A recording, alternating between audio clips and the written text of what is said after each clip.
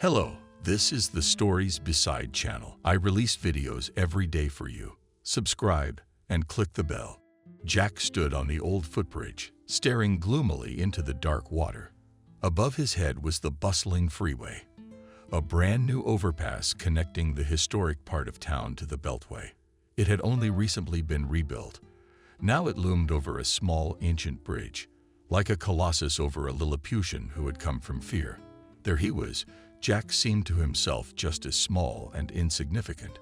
How long had it been since time and his meteoric rise? Huge financial successes. How long had he counted himself among the strong of this world, having achieved everything he could wish for? How naive was he then? The country boy, who had joined a gang of robbers after school, had made his first fortune in the criminal protection of small businesses. Yes, his mother was right when she tearfully tried to talk her only son out of this unrighteous life. Jack, son, come to your senses before it's too late. I beg you. This life won't do you any good. Stop it, mother. He wrinkled his nose like a toothache. What do you want me to do? Go work as a tractor driver. For life, like my father. Well, why not? An honest life is always better. Aren't we living badly? Don't you and Cindy need anything? We had no palaces, no yachts, but we've been standing on our own 2 feet, as long as my father was alive. And the house and everything we have.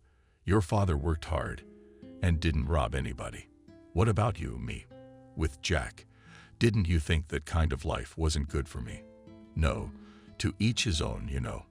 I don't want to spend all my years in the country. I want to see the world. And we're not rotting anybody. For your information, we just provide conflict resolution services, smirked Jack. Ah, is that what you call it now? Bitterly, the mother sighed. If your father were alive. That's enough. The boy cut her off abruptly. I've had enough of you and your lectures, father is father. That's it. I'm not him, you know. And I'm going to live my own life. I see. She looked at him with pity and even sympathy, as if he were still an irrational child. He was furious, so he slammed the door and went out of the house. He didn't come back for a few days and spent the night at his new friend's house. Then he came home, packed his things, and left the house for good. At least that was what he thought at the time. During the years of his father's life, Jack's parents' house was indeed a full bowl. His father was strong and undrinkable, which was a rarity in rural areas. He spent all his life in his native village, working as a tractor driver and combine harvester. In general, he was always on the first-name basis with any machinery. He even assembled the car with his own hands. He bought it for pennies, and in the opinion of an auto mechanic, it was not subject to restoration from an old wrecked Zhiguli body. Over time, the used motor of various parts. Where? From whom he borrowed unnecessary, where he found, where he bargained cheaply. I worked hard for several years in my workshop, equipped in a garage, and then almost a new car turned out on the driving qualities and went it for mushrooms, and the city and the fairs, in the neighboring village, and everywhere in general. They lived very well by country standards, thanks to his father's healthy lifestyle, which he had inherited from his parents, baptized old believers. Jack still remembered his grandfather as a tall, leaning head-to-toe onion elder with a long white beard. As children before school, he and his sister sincerely believed that their grandfather was Santa Claus. Very striking was the portrait resemblance to the image of a fabulous grandfather, smiling from the Christmas cards. True, their grandfather was always strict, not very talkative, always busy with business, and only on weekends, on Sundays, when he did not work and did not allow others. Yes, on big church holidays he allowed himself idleness and banter. So did his father, his uncle, and his father's 5 other sisters. All grew up under such care as serious and hard-working people. No one drank, no one left for the city for a better life. Now this family was the current backbone of the village, together with their own families. A friendly big family, Blagovshinsky them. I think, on their strong shoulders carried both in the Soviet and perestroika years, the collective farm, and then the new joint stock company's area, which replaced the old Red's area. Both the men and women of this family had worked the land from childhood, and all the mothers of the surrounding youth dreamed of becoming related to them. But Jack was the lousy sheep in that family. He was the sheep of the flock. Lord, day and night she prayed for her only son and cried all the time. I regretted her husband's early passing and her son, whose upbringing, being a widow, she had missed out on something important. And Jack, remembering his father, was invariably angry. His sudden death was a shock to the family, and Jack was a boy at the time. Learning as he did the other circumstances of his father's death from then until this day, he asked himself one single question: why? Why did he go there? Did he want it more than anyone else? Left them all orphans, but he could still live and live. Not one of them, though. He was the only one who was tortured by such a question. The circumstances of his father's death were truly tragic. One day, in a hot harvest country, he forgot the glasses in which he was reading in the evening in the sweeper. He settled down with the newspaper, and there were no glasses. Anybody else would have said no, but never mind. I'll get them tomorrow. But my father, always easy on the rise, immediately got ready and went to the combine for glasses. On his way back he saw, in the twilight, suspicious persons sneaking to the auto warehouse, where gasoline, spare parts, and many other useful things were kept. Frank immediately followed and witnessed a theft that had already taken place. The warehouse had been broken into, and the two intruders were already at work there, had left someone else's stuff parked next to his car, and those he had spotted in the dark coming out on the lookout, wandering around, and they had seen him too and arrived on the scene, outpacing the casual witness. "Stay where you are." Frank met with a fearsome response. "What on earth do you think you're doing?" He was indignant, not accustomed to being left out. "I told you to stay back," replied the talking Frank. I looked closely in the dusk and could not make out their faces. Besides, the men had their hats and cap pulled low over their faces. But he recognized the voice. "John, was it you?" "Oh, shit," he confessed. The instigator of the theft got angry and raised his hunting rifle. "For the last time, get out of here, Frank, and forget what you saw. Then I'll give you a good deal and you won't be left out in the cold. It's not someone else's. It's ours." To this joke of his chief, the rest of the men laughed merrily and rudely. "It will not work out for you. John, put the gun down," Frank commanded. But the robbers were not about to part with their prey so easily. John's fellow villager fired a particularly hard shot to scare off an overzealous champion of justice. The bullet ricocheted off some iron and hit one of the thieves in the leg. He howled in pain, and Frank, taking advantage of the general confusion, sprang up close to John and began to fight him, wrestling the weapon out of his hands. In the fight, John, he later claimed, accidentally pulled the trigger again. Frank went down without breathing. The shot went right through the heart. The investigation dragged on for months. All the perpetrators were jailed. All the loot was returned. Only Jack's father was never recovered. He had been his parents' benefactor since childhood. He took the loss very hard. He withdrew into himself, became moody, rude, started smoking at the same time. But he also ended up with a bad company. He never talked about his father since then, and he never talked about his family at all. In fact, in the circles where he was now, nobody cared about his past. Everyone in the group had a story to tell.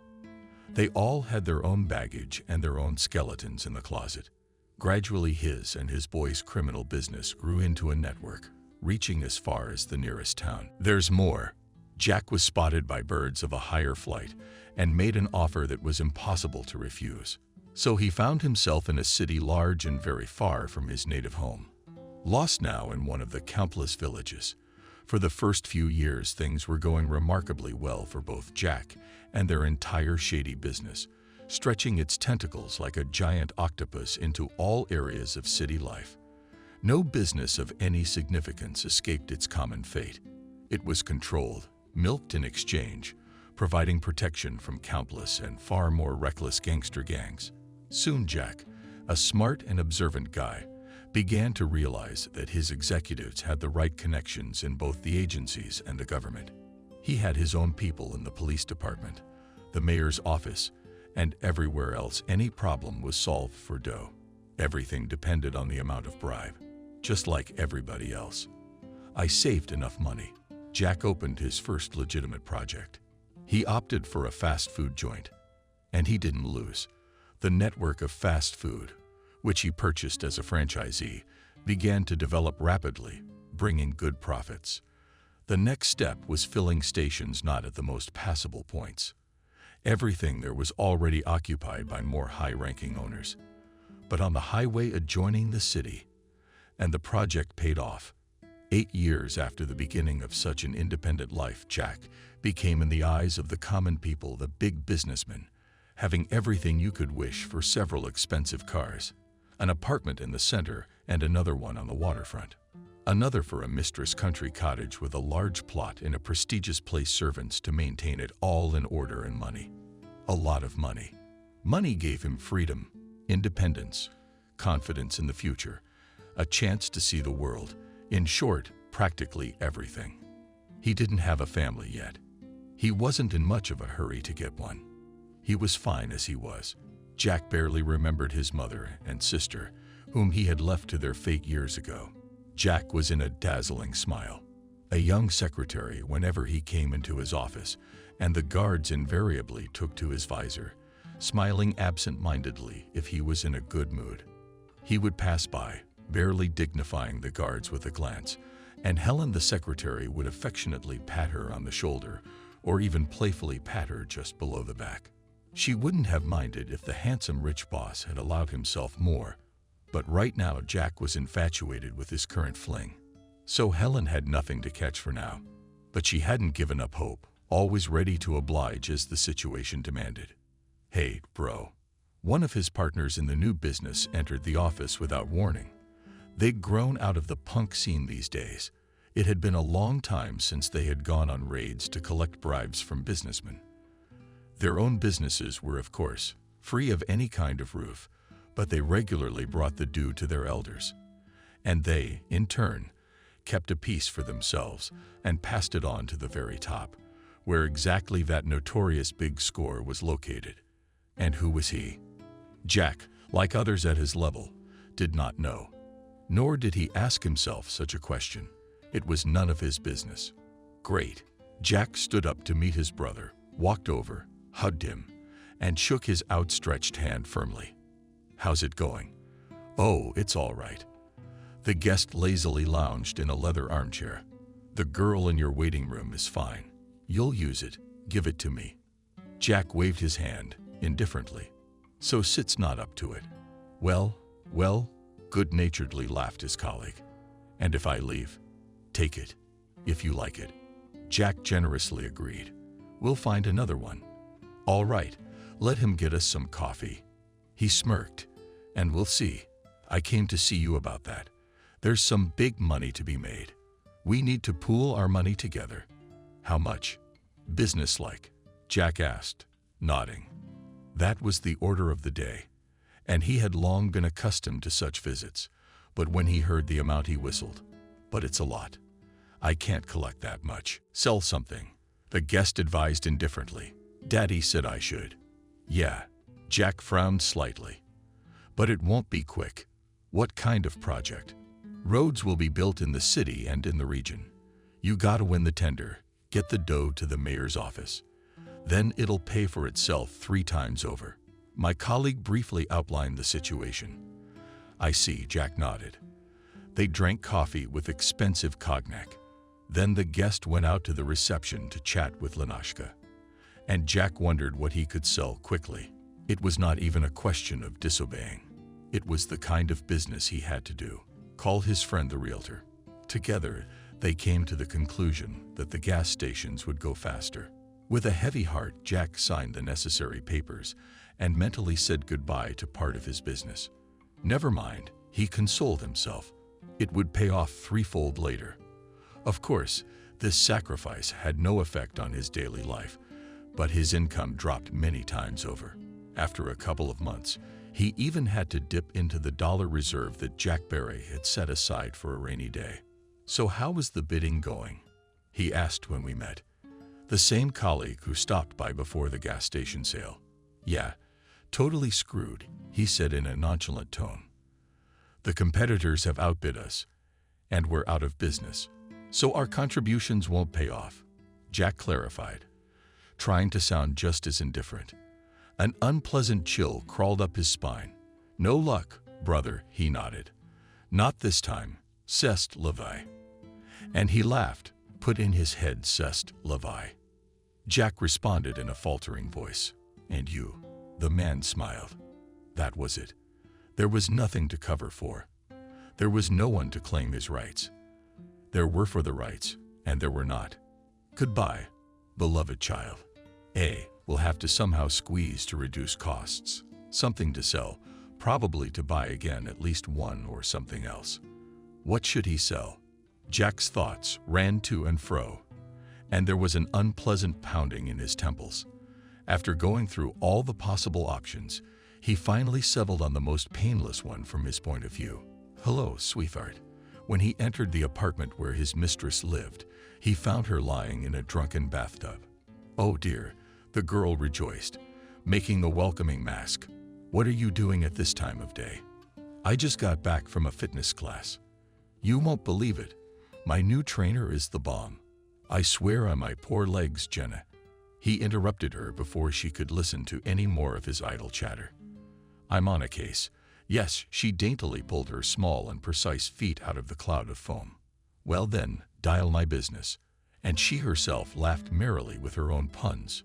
"No, and she didn't." Jack jerked his fiddle mouth in his face. "At all. Let's talk a little later." Suddenly, he decided and started throwing off his clothes. "That's right." Jenna smiled broadly. Later, when they were lying next to each other on the huge bed across from the wide-open window overlooking the expansive loggia, they were smoking. As if casually, he said to her, "I had to get into some unforeseen expenses. My poor darling, she missed me enough. I pity the face, too." "Pity how?" "Yes," agreed Jack, throwing the butt into the ashtray. "Too bad. That's why we'll have to sell this apartment." What did Jenna resent about this sudden turn of events? Their sweet talk. "Sell my apartment? Where do you expect me to live? But you've lived somewhere before." He shrugged his shoulders indifferently and reached for the pack lying next to him and took another drag. "Wait, wait, wait." She jumped out of bed, and not in a joking way. Anxious Jenna threw her robe on and ran back and forth across the room. "This is some kind of practical joke, right? It's like a louse test." "Well, that's where you're wrong, honey. Am I smarter than you think? Of course I love you and everything, and you had absolutely no intention of selling my apartment." She blurted out the last words in desperation and stared at him confusedly, absent-mindedly. "Didn't you?" "No, baby, not like that." He shook his head softly. "No, it isn't. This isn't a joke or a prank. I need money urgently. I will have to sell it. In addition, let me remind you that this apartment and the car you drive and everything else that is here is bought by me and registered in my name. And you're not my wife to make conditions. If we have money, we'll buy another one. That's all. And what am I to do?" The girl's lips were trembling, and there were tears in her eyes. "Where to go? You can stay at my farm for now," he said, "or come home for a while. How do you like it? Look, you're really something." Jenna was indignant. "Where do you think you're going?" "Back to my mother's crib. The one I saw in a coffin and white slippers. Or the dorm where me and the girls used to live before I met you. And the Dakas are in the middle of nowhere. A lot of people go from out of town." "Jack, the silly Jack," said calmly. "If I have to do it, I have to do it. Don't yell like that. You ain't the first. You ain't the last. You'd better thank me for not putting you on the street at all. I know exactly what's going on. Oh, you know, Jenna, you realize that you can screw over an honest girl and make promises first to get her used to the good life. and then dump her like that.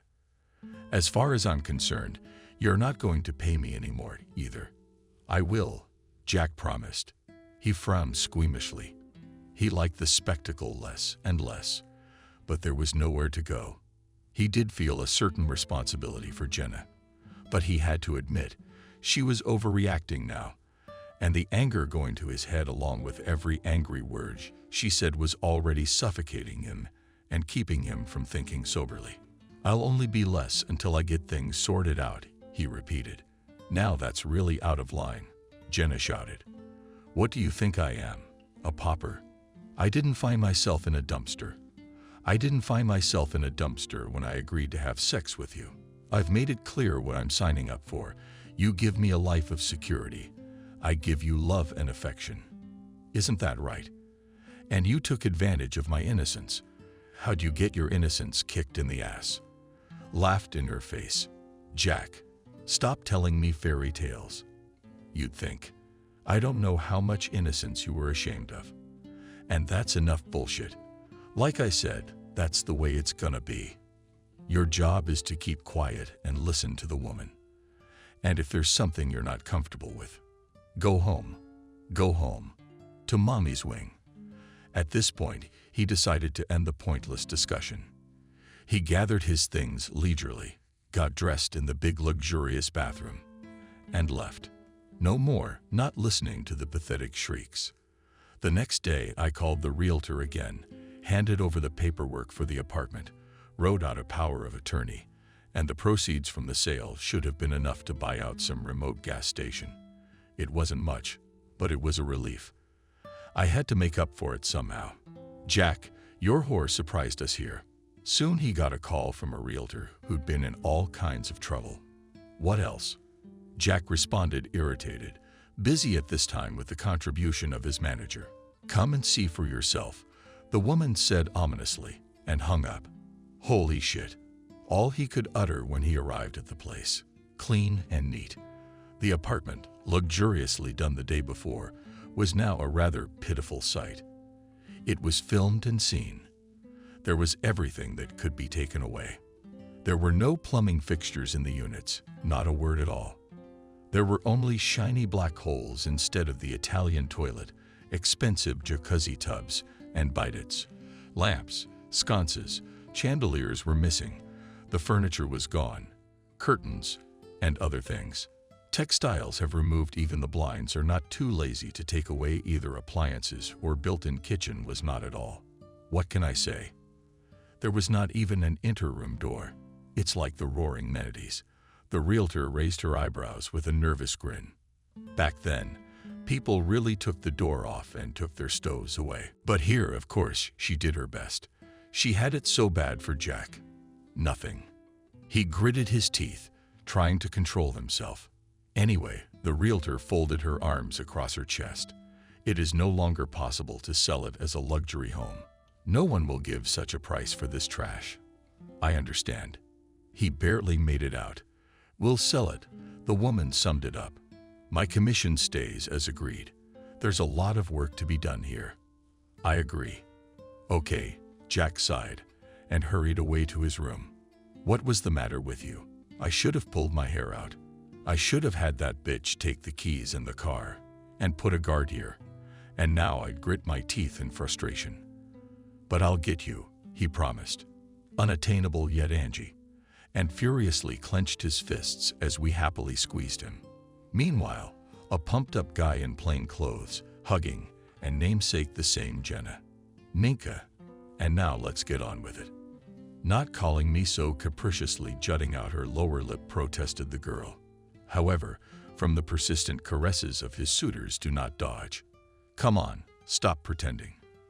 Putting someone else's face on yourself. The guy was obviously happy about something. Bankrupt took the car. It'll be too late for him when he's done.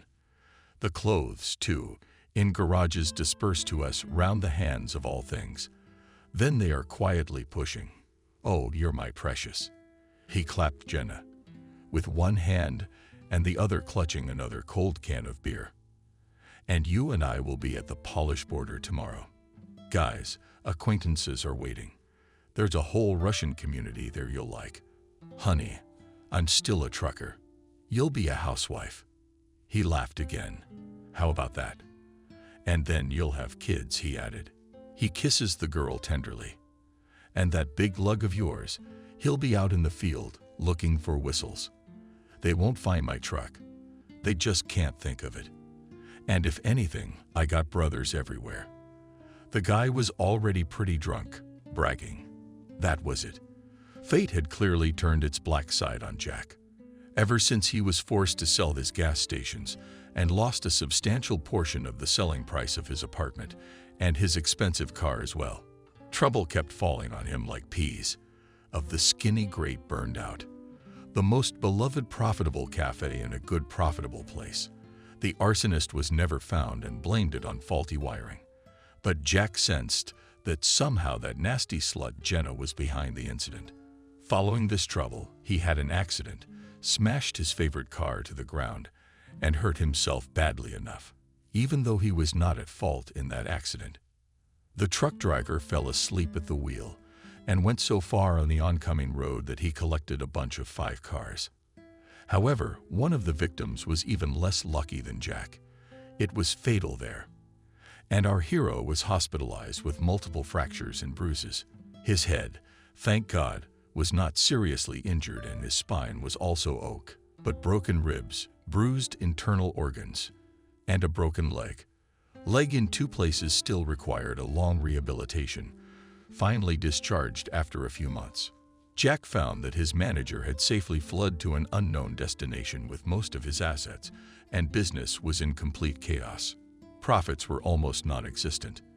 Employees had been fired in droves, and the once profitable business was now in a sorry state. On top of that, creditors emerged like mushrooms after the rain for some unknown debts, incurred by the same runaway manager. Soon it became clear that he would have to part with this business. Business partners turned their backs at once, and not only did not help his gangster friends, and they even demanded extra for the months of forced downtime. "I'm broke, Ross. Let me at least recover a little." Jack tried to talk his way out of it, but nobody gave a damn about his difficulties. "You're told to pay, you pay. If you can't, we'll put you on the meter." That was the end of the story. He had to shrink to the max and sell everything. When he settled his debts and mandatory contributions to the Commonwealth, he was left with only a pittance. A total wrecked car after an accident. Yeah, one last apartment. You had to live somewhere, not to whine. Son advised him indifferently, "Some of the older comrades is not the first, and you're not the last. Let's in line to collect coins, tadpoles. In these positions, we always need a hand." You know that. Yes, he was aware, but he never thought he'd have to start all over again. How's that? Jack couldn't even wrap his head around it. He felt insanely sorry for himself and was ready to jump off a bridge. Honestly, he wanted to go and punch someone in the face. Find Jenna the bitch and have her Botox my face. But none of that was possible. Who was going to work for a pauper now? Oh, how sick of it all. In a helpless rage, he clenched his fists and kicked with all his might at some rock that lay at the beginning of the bridge. But it was bigger than it looked. It had grown into the earth long ago, and all that was visible on the surface was the tip of a foot almost off a spike. The pain made Jack slightly distracted from his troubles and self-inflicted black innovations. He walked down the street away, wherever his eyes could see him. He walked as if in a kind of trance, until he almost tripped over a small, dirty creature in a cubbyhole near a transformer booth in a dusty public garden. Jack took a closer look. It was a child, unbelievably dirty, covered in rags of some kind. He couldn't even tell if it was a boy or a girl. It was April, and the nights were still quite cold. Jack overcame his squeamishness and cautiously touched the baby's shoulder. A frightening thought flashed through his mind. Could it be dead? But the child moved and turned his head, looked at the approaching and frightened, flapping his huge eyes behind his back. "What are you doing here?" asked Jack. "How can you be softer? It's cold. Where are the parents?" The baby didn't answer. He just shrank back and pulled his head into his shoulders as if he were expecting a blow. No, it doesn't work that way, Jack suddenly decided. He forgot all about his difficulties, and something inside him flipped, as if a burning candle was burning. He felt pity and shame, and somehow he was not ready to analyze his feelings, but simply pinned Nadine to him. She was already there. He was about to run home, but then came a faint voice. "Went chick. Peace is mine." In response to this cry, someone groaned pitifully, and from the nearest bush crawled out scrawny cat, skin and bones, and just as cautiously stared at Jack, trailing yellow eyes. "Shit, there's two of you."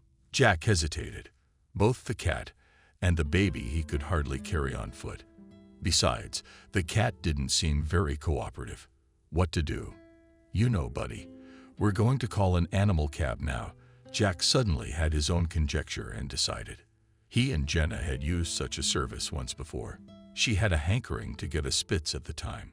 They went to get a puppy, but out of inexperience did not take the carriers with them. Takes care, advised to call such a cab. So Jack tried the phone, looking for the right number. And here's the geolocation. Yep, the car would arrive in 7 minutes. Not told, pleased with himself, he informed the cat for some reason. He even winked. The kitten, strangely enough, did not run away anywhere, but sat at a respectful distance and watched attentively. What was this strange man doing with his little friend? How on earth did you get yourself into this mess? Jack, in the meantime, was urging the passerby on from here to there, and gently cradling his little body, the child dozed off helplessly again, with his thin neck hanging down. I could see that he was extremely exhausted, and his strength was running out. At last the car arrived. The driver, upon learning exactly who the client was going to transport, he almost wagged his finger at his temple. "What are you doing, man? How are you going to lure him into the transfer? Look, it's a sick stray animal too. Is he going to give me some kind of disease or something?" "No, I didn't sign up for that." And the cabbie was about to leave. But Jack stopped him and shoved a $100 bill firmly in his hand. "Friend, I really need help with the cage. But if I have to." The cabbie agreed right away. "Only you will catch it yourself afterwards." Jack carefully put the baby on the seat, wrapped it in his jacket, took the carrier, put it near the bush and began to call out, "Cat, come here. Don't be afraid. I won't hurt you." The cat sat stubbornly in the bushes, nervously beating its tail at its sides, and was not going anywhere. As soon as Jack approached to grab him with his hand, he crawled deeper into his hiding place and thicket, and there was a menacing growl and hiss. "The hell with you," angered Jack. "In a few minutes, as you know, you can keep disappearing around here." From the open car came the piteous, childlike voice of a fluffy, quiet, hopeless wail again. The cat got alert, raised its ears, stopped hissing, and, as a shadow, slipped out of the bush, assessed the situation, and in 2 seconds, having passed all obstacles in the form of a terrible stranger and a cage, jumped into the car, sat down on the back seat near the human lump, and hissed furiously at the return driver. Like a tiger shook his head. How to ride with him. "Slowly drive," told Jack, who still hadn't lost his bossy intonation. He climbed into the front seat. I was careful to fasten my seatbelt to the child in front of me. "He won't do anything to you. You see, he's guarding his friend. If we get there without incident, you'll get the same amount of money." The emboldened driver shook his head resolutely and drove off. He had driven jerks like that before. Not for the first time. Still, his natural curiosity soon got the better of him. So he asked Jack before he dropped off his strange passengers, and he pointed with a nod at the child. "Mine," answered Jack in the affirmative, and didn't add another word. Just slipped the cab driver a few more bills. "So long." The chief waved him off. "Call me if you need me." Jack gently pulled Nadine out. The cat followed, and the three of them disappeared into the entryway of a nice apartment building. "Yes, business." Shook his head. The driver carefully folded the proceeds and departed, Finding himself in the familiar warmth of his comfortable apartment, Jack was suddenly horrified, almost as he imagined what his little one had to endure. Find the burden, carefully freeing the child from the rags in the bathtub. The man almost howled in shock. In front of him was a living skeleton, covered in leather. How could such a thing be possible? Jack muttered aloud. The child, who turned out to be a girl, sat quietly, not uttering a word, and only stared somewhere past, hardly able to see with his eyes.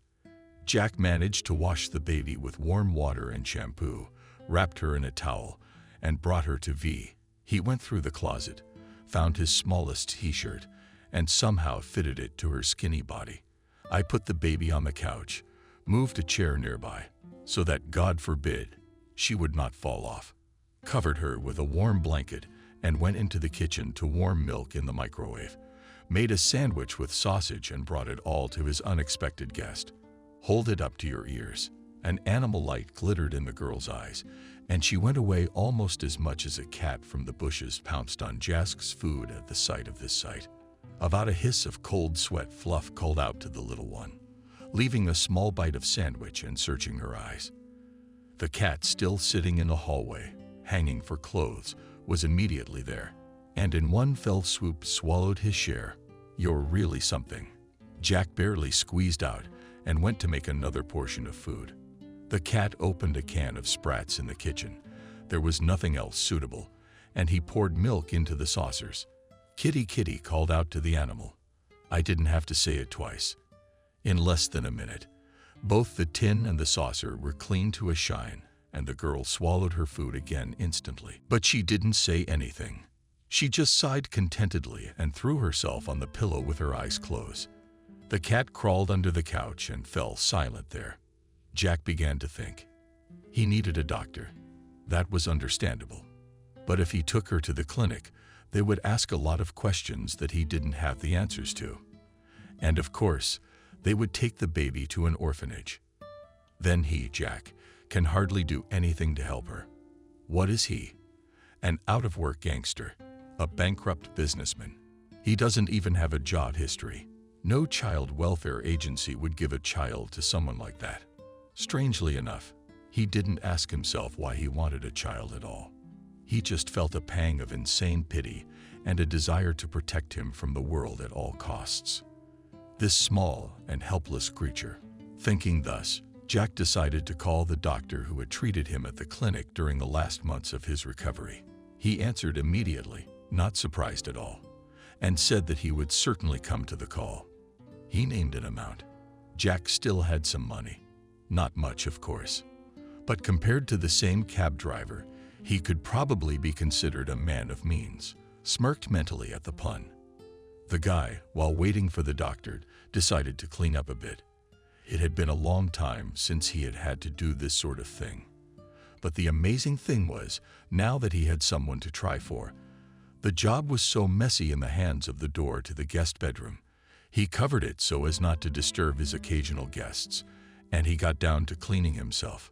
Then he went to the store near the house and bought the first jars of baby food, milk, loaf, canned food for the cat, some cooked, good sausage and other small things. In the evening, the doctor arrived, saw the patient, whistled a little press. Where did you get her from? Jack said she must be hospitalized. The doctor pronounced the verdict unquestioningly. She is extremely emaciated. Lice God knows what else. The child must be examined and parents or guardians must be found. I'm her guardian, Jack, and I'm not going to give her up to anyone. Her parents are probably looking for her. The doctor tried to reason with his recent patient. Is that how it's done? They find a stray on the street and decide to keep it, like a cat. It's a human being. She needs both documents and proper custody. Look, doctor, Jack pleaded. Do you see the condition she's in?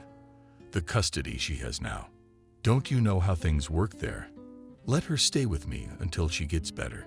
Maybe later she'll be able to tell me something. The girl looks about 4 years old. The doctor squinted. She won't say anything. She's in shock now. If she remembered anything at all. She had forgotten everything a long time ago. Let's do this, he sighed. Let's take her to the clinic and have her examined.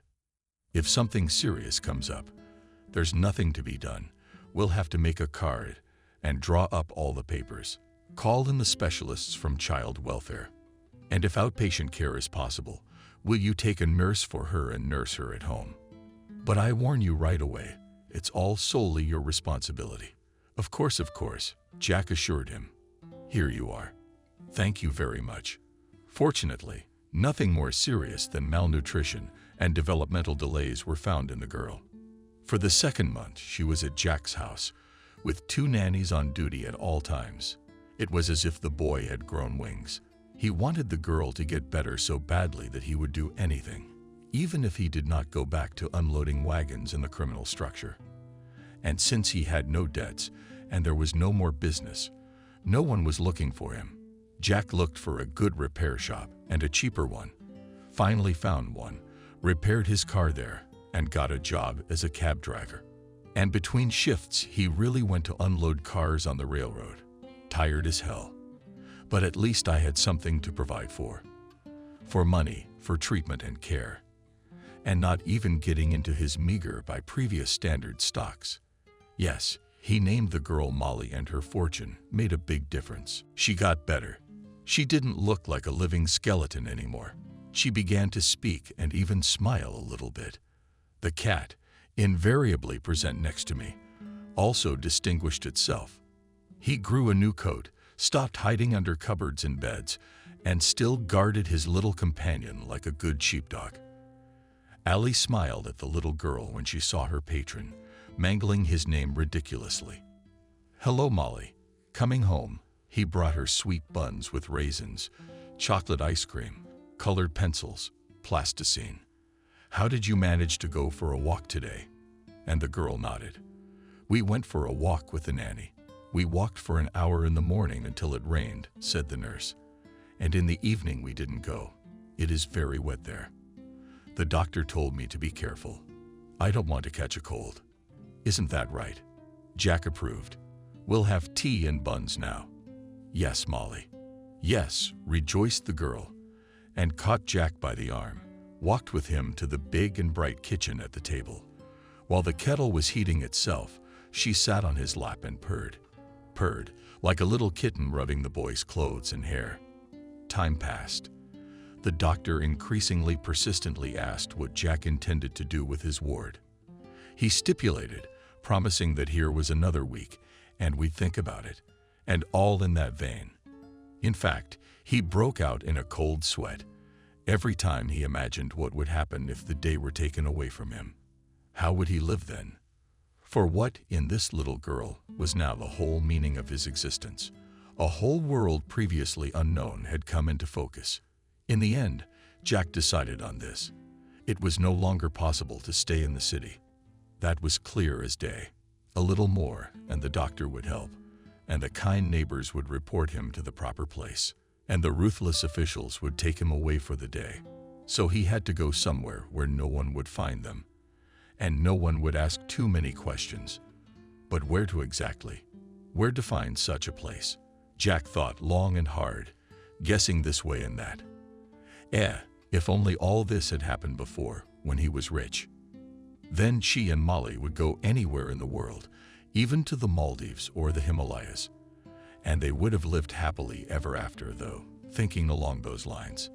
Jack had somehow discounted the fact that as a formerly rich, indifferent, and calculating man, he would never have thought to trudge around the city on foot, looking at dusty roadside squares. There was only one thing left to take home to his mother for the day. Jack had no doubt at all that she would accept the girl as her own. It was all right that they had not seen each other for nearly 10 years. Never mind that he was a prodigal sheep and the last bastard. His mother is the kindest person in this world. She's sure to take pity on the orphan.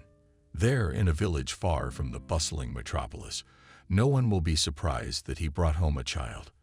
We'll say that her mother died, and the documents burned, and Molly herself in the countryside, and the fresh air will be so good.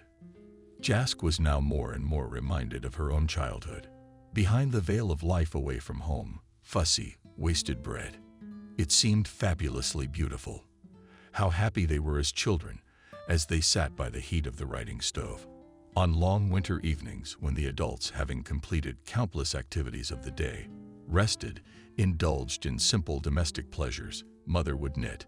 My father was reading newspapers or books, and my grandfather, already quite old, was dozing openly and thoughtfully played in a large rocking chair. My uncle and my father's sister's aunts also came, bringing their husbands and daughters-in-law and their children with them. Noise, clamor, and joyful laughter. And afterwards they sat at the long, simple table made of smoothly abstracted boards, all together eating barbecue. I can't help but salivate. How we used to run across the courtyard to the bathhouse in boots on bare feet. How we used to decorate the big Christmas tree. And in summer, there was no better time than the hot smell of berries and fresh leather grass. A country summer. The river, the mountains, Svoboda, the sand pit, where you rode down the slopes like an ice slide, sighing clouds of sand, looking for eggs, fish, their lizards swimming in a big pond, humming fish at dawn. God, once you start remembering, you can't stop. It's all settled.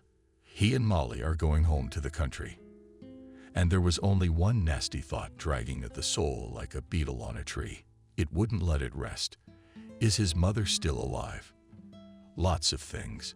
Jack decided defiantly not to take them with him, and not to let them sit on them beforehand, lest he guessed his intentions beforehand.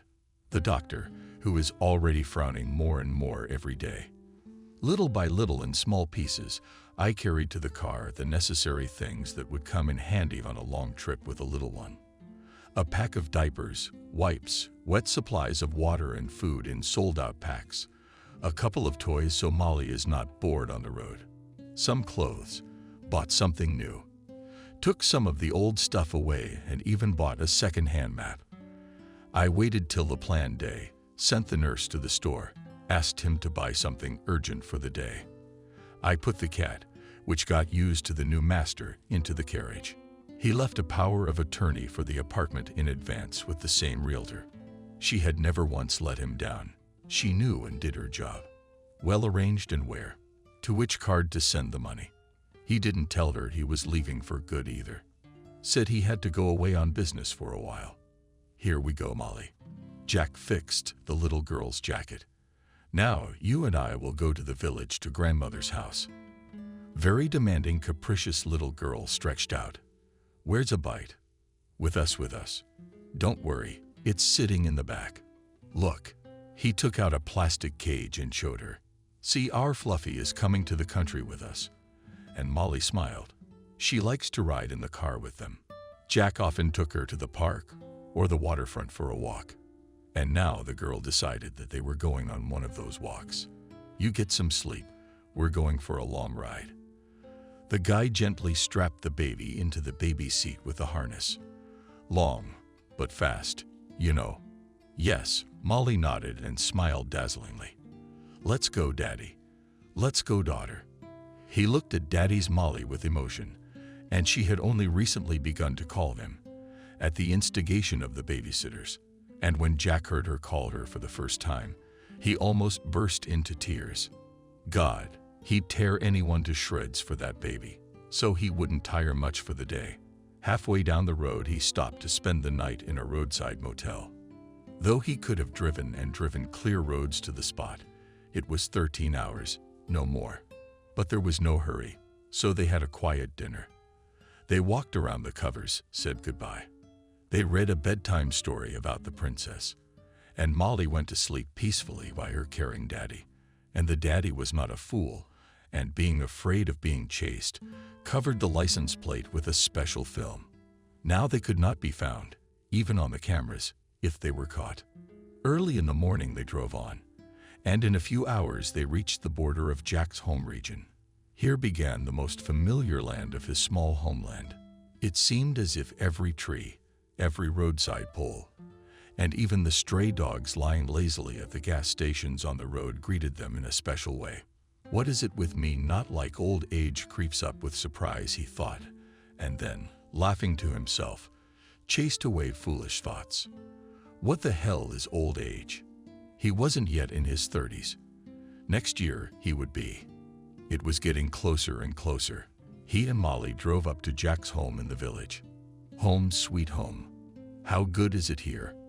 How peaceful, no big city noise.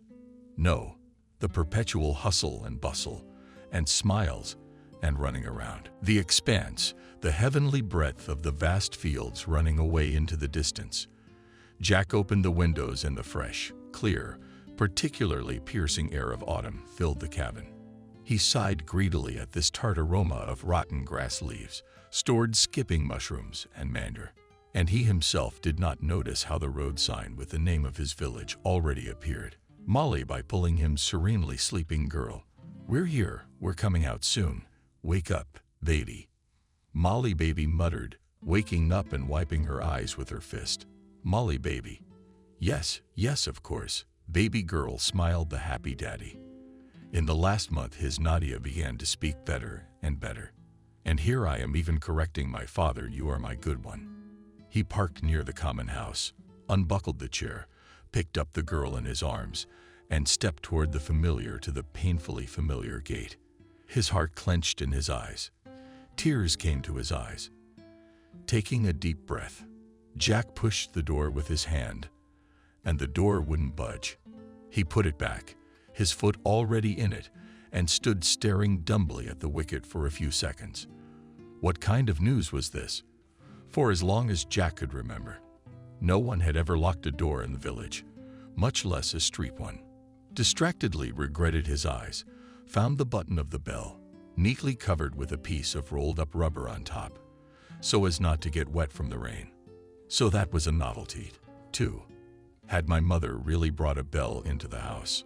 I couldn't believe it, but the facts spoke for themselves.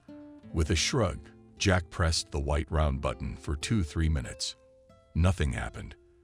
Then he pressed a second time. A couple more minutes passed Daddy to her in a searching tone of voice. Molly, frozen, when do we go to the cabin? We'll go now. Jack promised her, but not so sure anymore. He was just now assessing his options for climbing over the low fence. Climb, however, or go around the house and knock on the back windows from the vegetable gardens.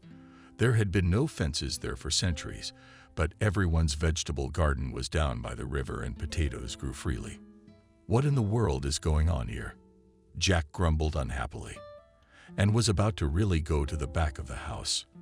But then the front door in the orchard slammed, and along the little path along the apple trees a figure, not a mother, moved. A man or something. Who do you want? He looked at Jack cautiously. He asked, stepping closer to me. The guy was confused. Blagoveshinsky, anyone? He added. With horror, I realized that not all of his relatives could be alive. But at least someone must be left behind. The man muttered. Distant relatives again. Sort of. Jack agreed. Now the man muttered, but he didn't open the gate. Instead, he turned and walked back to the house. Grandma barked, so much so that Jack shuddered. He was relieved to see she was alive. My mother, through the densely growing apple tree branches on the pathway, again loomed. A woman in a simple house dress and galoshes on bare feet came closer, smoking chili in an old new coat. Mommy, Jack said quietly. Mommy. The woman froze in place and stretched her neck under her blind eyes. And there is definitely an old hunting dog. What was it that didn't look like Mommy?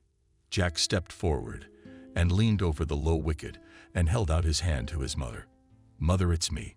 Jack, Jack. The woman moaned pitifully and thinly and staggered back. The boy grasped her forearms tenaciously and with the other hand pressed against her neck. Molly, hold on, Mom, don't fall. It's all right. Jack, Jack. Repeatedly, mother grasped the fence with her hand. Jack, son. Open up for us, Mom. The boy asked you locked up. Locked up. The woman echoed back and then came to her senses. God, what am I doing? I stepped forward awkwardly. She pulled her whole body toward her son and sent him to fumble, rather than to see Jack's baby in his arms. And who is that granddaughter you have brought to you? Molly's son, smiling contentedly, informed her. Oh my God. The mother put her hand over her mouth, raised her eyebrows. noisily sucked in air. God, thank you. You waited. Come on, don't cry, Mom. What are you? Scared Jack, such a violent motherly reaction. Is it necessary to cry? Are we going to rejoice now? Let's go inside. Mom, Molly's freezing. Yes, yes, yes. Mother's got it all figured out. Come on, son. Alex cheerfully called from the threshold. They were barely inside. Alex, what's the joy? And Jack came and brought my granddaughter, Molly. Jack came out of the room. The man was staring at the new arrival. Was it you? Alex. In turn, the lad was surprised, recognizing in a strange man his former teacher. He was used to giving a good kicking and hitting right, and left and demanding angrily that the boys get wise and do something instead of smoking around the corner. Jack put his clothes down on the floor, and his mother immediately began to fuss over them, and if by whispering all kinds of funny words. Who's that? There's such a nice, little, lovely one. Whose sweet little girl is that? Is it Daddy's? She looked at the strange woman distrustfully. Molly, ready to burst into tears. Fluffy, she called, finally remembering, as always her friend and protector. Daddy, get the Fluff. My daughter. Oh yes, Fluff. Jack squatted in front of the baby. I'll go to the car and be right back. I'll get the Fluff. Don't be afraid. Okay, I'll be right back. Okay, with tears in her eyes, Molly promised quickly. She asked pitifully. But Jack had already gone out for the transfer to the car. What's that supposed to mean? Alex grumbled grudgingly. Barely a door behind the guest. He hadn't set foot in his mother's house for years, and now this. That's right. He wants to hang a baby on our necks. Come on, Alex, the woman said. He's my son. Can't he visit his own home? Then Jack came back, and the conversation was over. The usual joyful inquiries began. Where, how, what? Who was whistling merrily on the gas stove kettle? All kinds of food appeared on the table, and the cat, released from its cramped cage, immediately crawled under the sofa in his old habit of not trusting anyone. What a cat! The muzzle is wide across itself and unusual color, said Alex. The pedigree would look like a Briton, Jack agreed. But I don't think so. I found him in the park together. He stammered, almost saying it. We went for a walk together with the new girl. We were there with Molly. He corrected himself immediately. She was so attached to him. It's just amazing. And he follows her too, like a guard dog, not anywhere without each other. How sweet are you? Meanwhile, she couldn't get enough of her granddaughter Jack as a mother. How old are you? 4. The girl got used to and imbued with the confidence of the kindly elderly aunt. 4 years old, she repeated, and showed the same number of fingers. Oh, what a clever girl. Reinforced new grandmother. Come on, eat, or they'll get cold. I do not want to. The girl stepped. I want a Nesquik. Nana is chocolate balls. That's what she calls them. Jack explained. We have some with us. I'll get them. God, what don't they feed kids in the cities? Alex sighed disapprovingly and sent another shot of clear homemade moonshine into her mouth. Jack refused to drink, and his new cousin did not like it at all either. He made himself a city man, came in a fancy car. Now he's turning his nose up at us. While we were sitting at the table, the mother was telling the dear guest about her family and friends. Cindy's been married 8 years. She's got 2 young boys.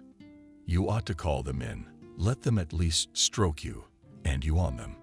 It's been years since we've seen each other. Tomorrow we'll be sure to call them, said Jack, yawning. Of course, fussed Mother. You should be resting, you know. Molly is already pecking. She looked warmly at the girl, trustingly pecking at the side of her so big and quite grown-up son. This simple picture reminded her good heart of such unheard of joy that it hurt to breathe. It seemed, she sighed, a little deeper. And this unexpected happiness would crumble away, turn only into ghostly visions, into rainbow dreams. But no, the returned son and granddaughter were not a dream. They were sitting here in their native kitchen, perfectly real. And Jack had changed so much since their last meeting before they parted. Who knew he would come home? Only 10+ years later, thinking like this, Adrina was knocking down pillows and making sheets, making beds for her son and granddaughter. "Tell me, son, how have you been living all these years?" At last she asked quietly, left alone with him in the cozy warmth of the small bedroom. "And where is your mother for the day?" "She did not come with you, hopefully." "Mother is dead." With a deliberately sad sigh, Jack reported. "Following the outline plan not long ago, but she barely remembers her anymore." Psychological trauma. Ah, God. The mother crossed herself, lowered her eyes, and muttered a snippet of some quick prayer. Vaughn looked into her son's eyes, searching there for sorrow and pain. "She and I weren't even married." He hastened to reassure his mother on his own account. "But Molly, I love. She is my own blood," he added, almost angrily, raising his voice as if there was someone at the door who had come to take her away. From his child Jack, the older woman looked at her son with admiration. "What have you become? How grown up, how independent you have become." "Mom," Jack said, averting his eyes, "I owe you an apology. I'm sorry I behaved like a jerk the whole time after Jack died, and all I could think about was myself." "Nothing, my son," quietly his mother said, and came closer and kissed him on the forehead. "Nothing. You had a psychological trauma too." They hugged each other and sat for a while in silence and semi-darkness. The rooms were cozy, lit only by a small light. The table lamp, standing beside the bed, opposite, spread its neck serenely. Thin, alive in sleep long ago, Molly slept. "How does she look like you?" My mother smiled. He came close to the couch and moved the chair, throwing a wool blanket over it. "She's going to topple over in her sleep." In his sleep. "Tomorrow we'll go to my father's cemetery," Jack said, sinking into a deep sleep. "Good night." "Good night, son." Mother went out quietly, shutting the door. All around there was an almost palpable silence and an incredible peace unimaginable in the city. Only the twigs of old cherry trees trembled faintly in the autumn wind near the wall of the longhouse. Yes, there was a restless dog somewhere in the alley. Jack reached out, putting his own movement into it. One last effort before falling into a deep sleep. A switch flicked, a dim lamp, and the world immediately plunged into absolute darkness. And morning greeted them with such bright and warm sunshine, as if it was still summer outside. My mother, who had already had time for a whole mountain of pies since the early hour, was also shining like the sun. "Wake up, my darlings. Good morning." She hugged her son and took her granddaughter in her arms. "Let's go to breakfast. You are the only one we have been waiting for. And yet, so far you are accustomed in the cities. You read drachmas before dinner." You and Alex quietly stepped in, getting up from the chair next to the stove. "Come on." Alex cursed his mother. They must be tired from the road. Yesterday Jack, happy with everything at home, forgetting his sweetheart, did not pay much attention to the grumbling of the old man. So what if they got together with his mother? Didn't bother him much either. It was a mundane thing. She wouldn't be the only one to forge one now. And what right did he have to judge and meddle in his own business? The house and the household required a strong man's hand. It's quite obvious. There's a decent bathroom in the house too. Before, there was none at all. And the hot water was turned off. And in general, everywhere you look, you can feel the master's grip. And I brought you presents, Jack realized, and went back to the car again, and brought a big box. "This is a robot vacuum cleaner, Mom. It will crawl around and clean for you." "Really?" My mother flashed her arms. "They'll think of all sorts of things. And this is for you, Alex." Jack handed the man a beautiful upright box, a 10-year-old Georgian, and added a gift card envelope to a well-known supermarket chain, one of which was in the local district center.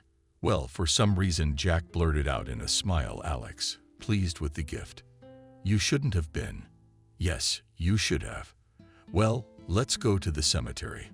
That's his mother's. At his father's grave, Jack knelt down, folded and stood for a long time, gazing into the glossy U-colored oval on a simple iron monument. Finally stood up, swung away his jeans, and said, turning to his mother, "In the spring we'll put a new granite." Son only managed to utter a woman, wiping her eyes with the back of her hand. "Are you coming to stay with us for long?" Alex asked more good-naturedly at dinner. Last but not least, his complacency was affected by the sum he saw on the gift card. It was good money for the countryside.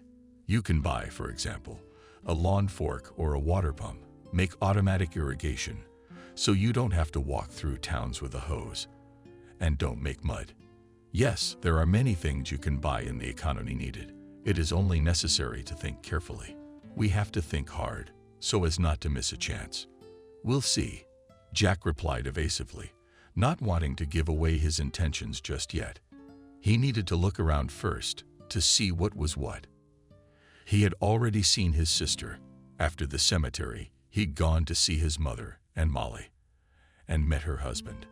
It's okay, the guy from the neighboring village lives there, and has 2 kids. Everything is good. Now they should look for a place to live. They won't stay at their mother's for good. There's a landlord in the house without them. Yes, at first Jack had planned to leave his clothes here and return to the city to take up his old trade. But the more he had grown attached to the girl in the city, the more it became apparent to him that he would not go back to his old way of life. And here in my small motherland, with the proceeds from the sale of the apartment, you can probably buy something decent and still remain to save for a rainy day. And then there will be something to look for. Anxious thoughts about how and on what he and his daughter will live in the village. Here at once left Jack. Isn't he a healthy young man? Can't he find something to do to provide for himself and the baby? "Do you remember Nick?" Suddenly my mother asked, taking the plates off the table and putting the kettle on. "I remember," Jack frowned. Nick, his classmate, was the son of the same John who killed his father in a fight. That murder was ruled accidental, and the perpetrator got 8 years in total. That's how the human life of his own father, a fine, rare man who could still live so many great years of grandchildren to see. "And his father?" Jack asked his mother. "Is he back yet?" "No," she shook her head. "Died in the penal colony, I think, of tuberculosis." Jack suddenly felt a pang of joy and relief, as if fate itself had taken hold of a sharp sword. "So," continued the mother, "he's our chairman now." "Who's how much?" Jack marveled, distracted from his thoughts. "Well, yes," she nodded, confirming her words. "It's called chairman of the board now." "I see." Jack, on reflection, drank his tea, looked out the window. "Let's go for a walk," he decided, and collecting the novelty, went out of the gate with it, to the former Collective Farm Administration Building. Now it was a short walk to the administration building, stopping at every corner to collect beautiful leaves. It took them about 15 minutes to get there. The schedule on the door sign indicated that lunch would be over in about half an hour. Jack pushed the door open. It creaked open. "I'd like Nick," he said. The ruddy maiden at the table in the waiting room. "He's at lunch," she informed him, glancing intently at the stranger. "In fact, he probably won't be back today." "What is it?" the visitor inquired indifferently. "There is no work. Nick has different jobs today." The secretary frowned. "I see." Jack said goodbye and walked out of the room back into the fresh air. Satisfied with this turnaround, Molly dragged him with redoubled energy, picking up leaves again. He took her home and left her in her grandmother's care. And he walked the familiar path to Nick's house, explaining the work of Nick's chairman. It turned out just as Jack had anticipated at home. The chairman was working tirelessly for the common good, surrounding himself with a battery of beer cans. It was never customary to lock the door here. But Nick's house turned out to be locked too. I had to call and wait, and while I was waiting I looked around. His father's old house had been torn down a long time ago, and the wooden fence was crooked too. Instead, a solid 2-story mansion of red brick with real skulls had been erected. A few minutes later, an unknown young woman opened the door, Pretty, well-groomed with a nice figure. Who's Nick for? I'm a friend of his from school. I'm visiting my hometown for a visit, so I came by for old time's sake. Cheerfully reported, smiling the sincerest smile of Jack. Ah. The woman nodded understandingly. Well, come in then. You are not from around here, are you? Jack asked her as they walked up the neat stone-paved path to the house. Yes, from the shop, she answered as she opened the front door. You go over there to the left, and to the left was a large dining room with a view of the conservatory. At least, that was the name of the large insulated terrace adjoining this part of the mansion. Wow, you look like you've got yourself a pretty good chairman here, smirked Jack, entering the room, where Nick was sitting, sprawled out in a soft, low chair and sipping another can of beer. Who are you? How did you get in here? I stared at the guest in bewilderment. Already you do not recognize your classmates. In a fake cheerful smile, insulted Jack. You're all so bossy. Jack finally recognized a classmate. Nick hesitated. What are you doing here? He was all alert, not expecting anything from this visit, especially the good ones. First of all, they parted 10-odd years ago, not on a very friendly note. Tragic circumstances contributed to that, or rather, they used to. In the first years after Jack's departure from his native land, and then they disappeared altogether. He smiled broadly at Jack himself. He had no intention of recalling past grievances now. So many years had passed, and of course the complacency, attitude, and peacefulness in which Jack found himself was in no way personally to blame for what had happened. Since his return home, it still hasn't left him. What was going on here now? It was still necessary to understand, to get into the situation, so to speak, and that was the purpose for which he had come to see Nick. After all, that man was in charge now. That was a good place to start. How are you doing? I see you're doing all right. Jack didn't wait for an invitation and took a seat in a nearby chair at the low table. I can't complain, smirked the host. Here's to my meeting. He held out his mailbox and a beer can, but changed his mind. He got up and got a large bottle of stronger liquor. This would be better. We drank, talked about this and that. We reminisced about the old days. Nick looked sure of himself. He was as talkative and happy as before. But his appearance had changed much more. He even looked a little bit swollen. Even his face at under 30 had become unhealthy. Drinking. I realized, Jack, and noted to myself that Nick was in it. He was following in his father's footsteps. He was so drunk in his day, the whole village heard him chase his beloved around the yard. For a long time. Just like everyone else Jack had seen so far. Nick asked, saying goodbye to his guest. I haven't decided yet. I'll stay for a week, and then we'll see. Well, come to my office when you have time. I'll show you my possessions. Nick winked benignly, pleased that Jack didn't show any animosity. People like you and me have to stick together. After all, he thinks I'm a bandit. It got to Jack as he walked back home and counted himself in that circle. It doesn't add up. In fact, this visit left him with an unpleasant residue. Behind the outwardly Nick's joker, with a clear reluctance to talk about serious things, he was hiding something else. What was still to be found out? In the meantime, it was time to think about his own business. In conversation, Jack casually asked his former comrade at what price. Neighborhood houses for sale. There's a thought of buying something for the country house, he said. He laughed and said that this is not the metropolis and nothing good around here sells. Still, he had to buy something. Since he was going to stay in his native land forever, he decided to get in touch with the realtor and try to call her on the phone. The cell phone service turned out to be terrible.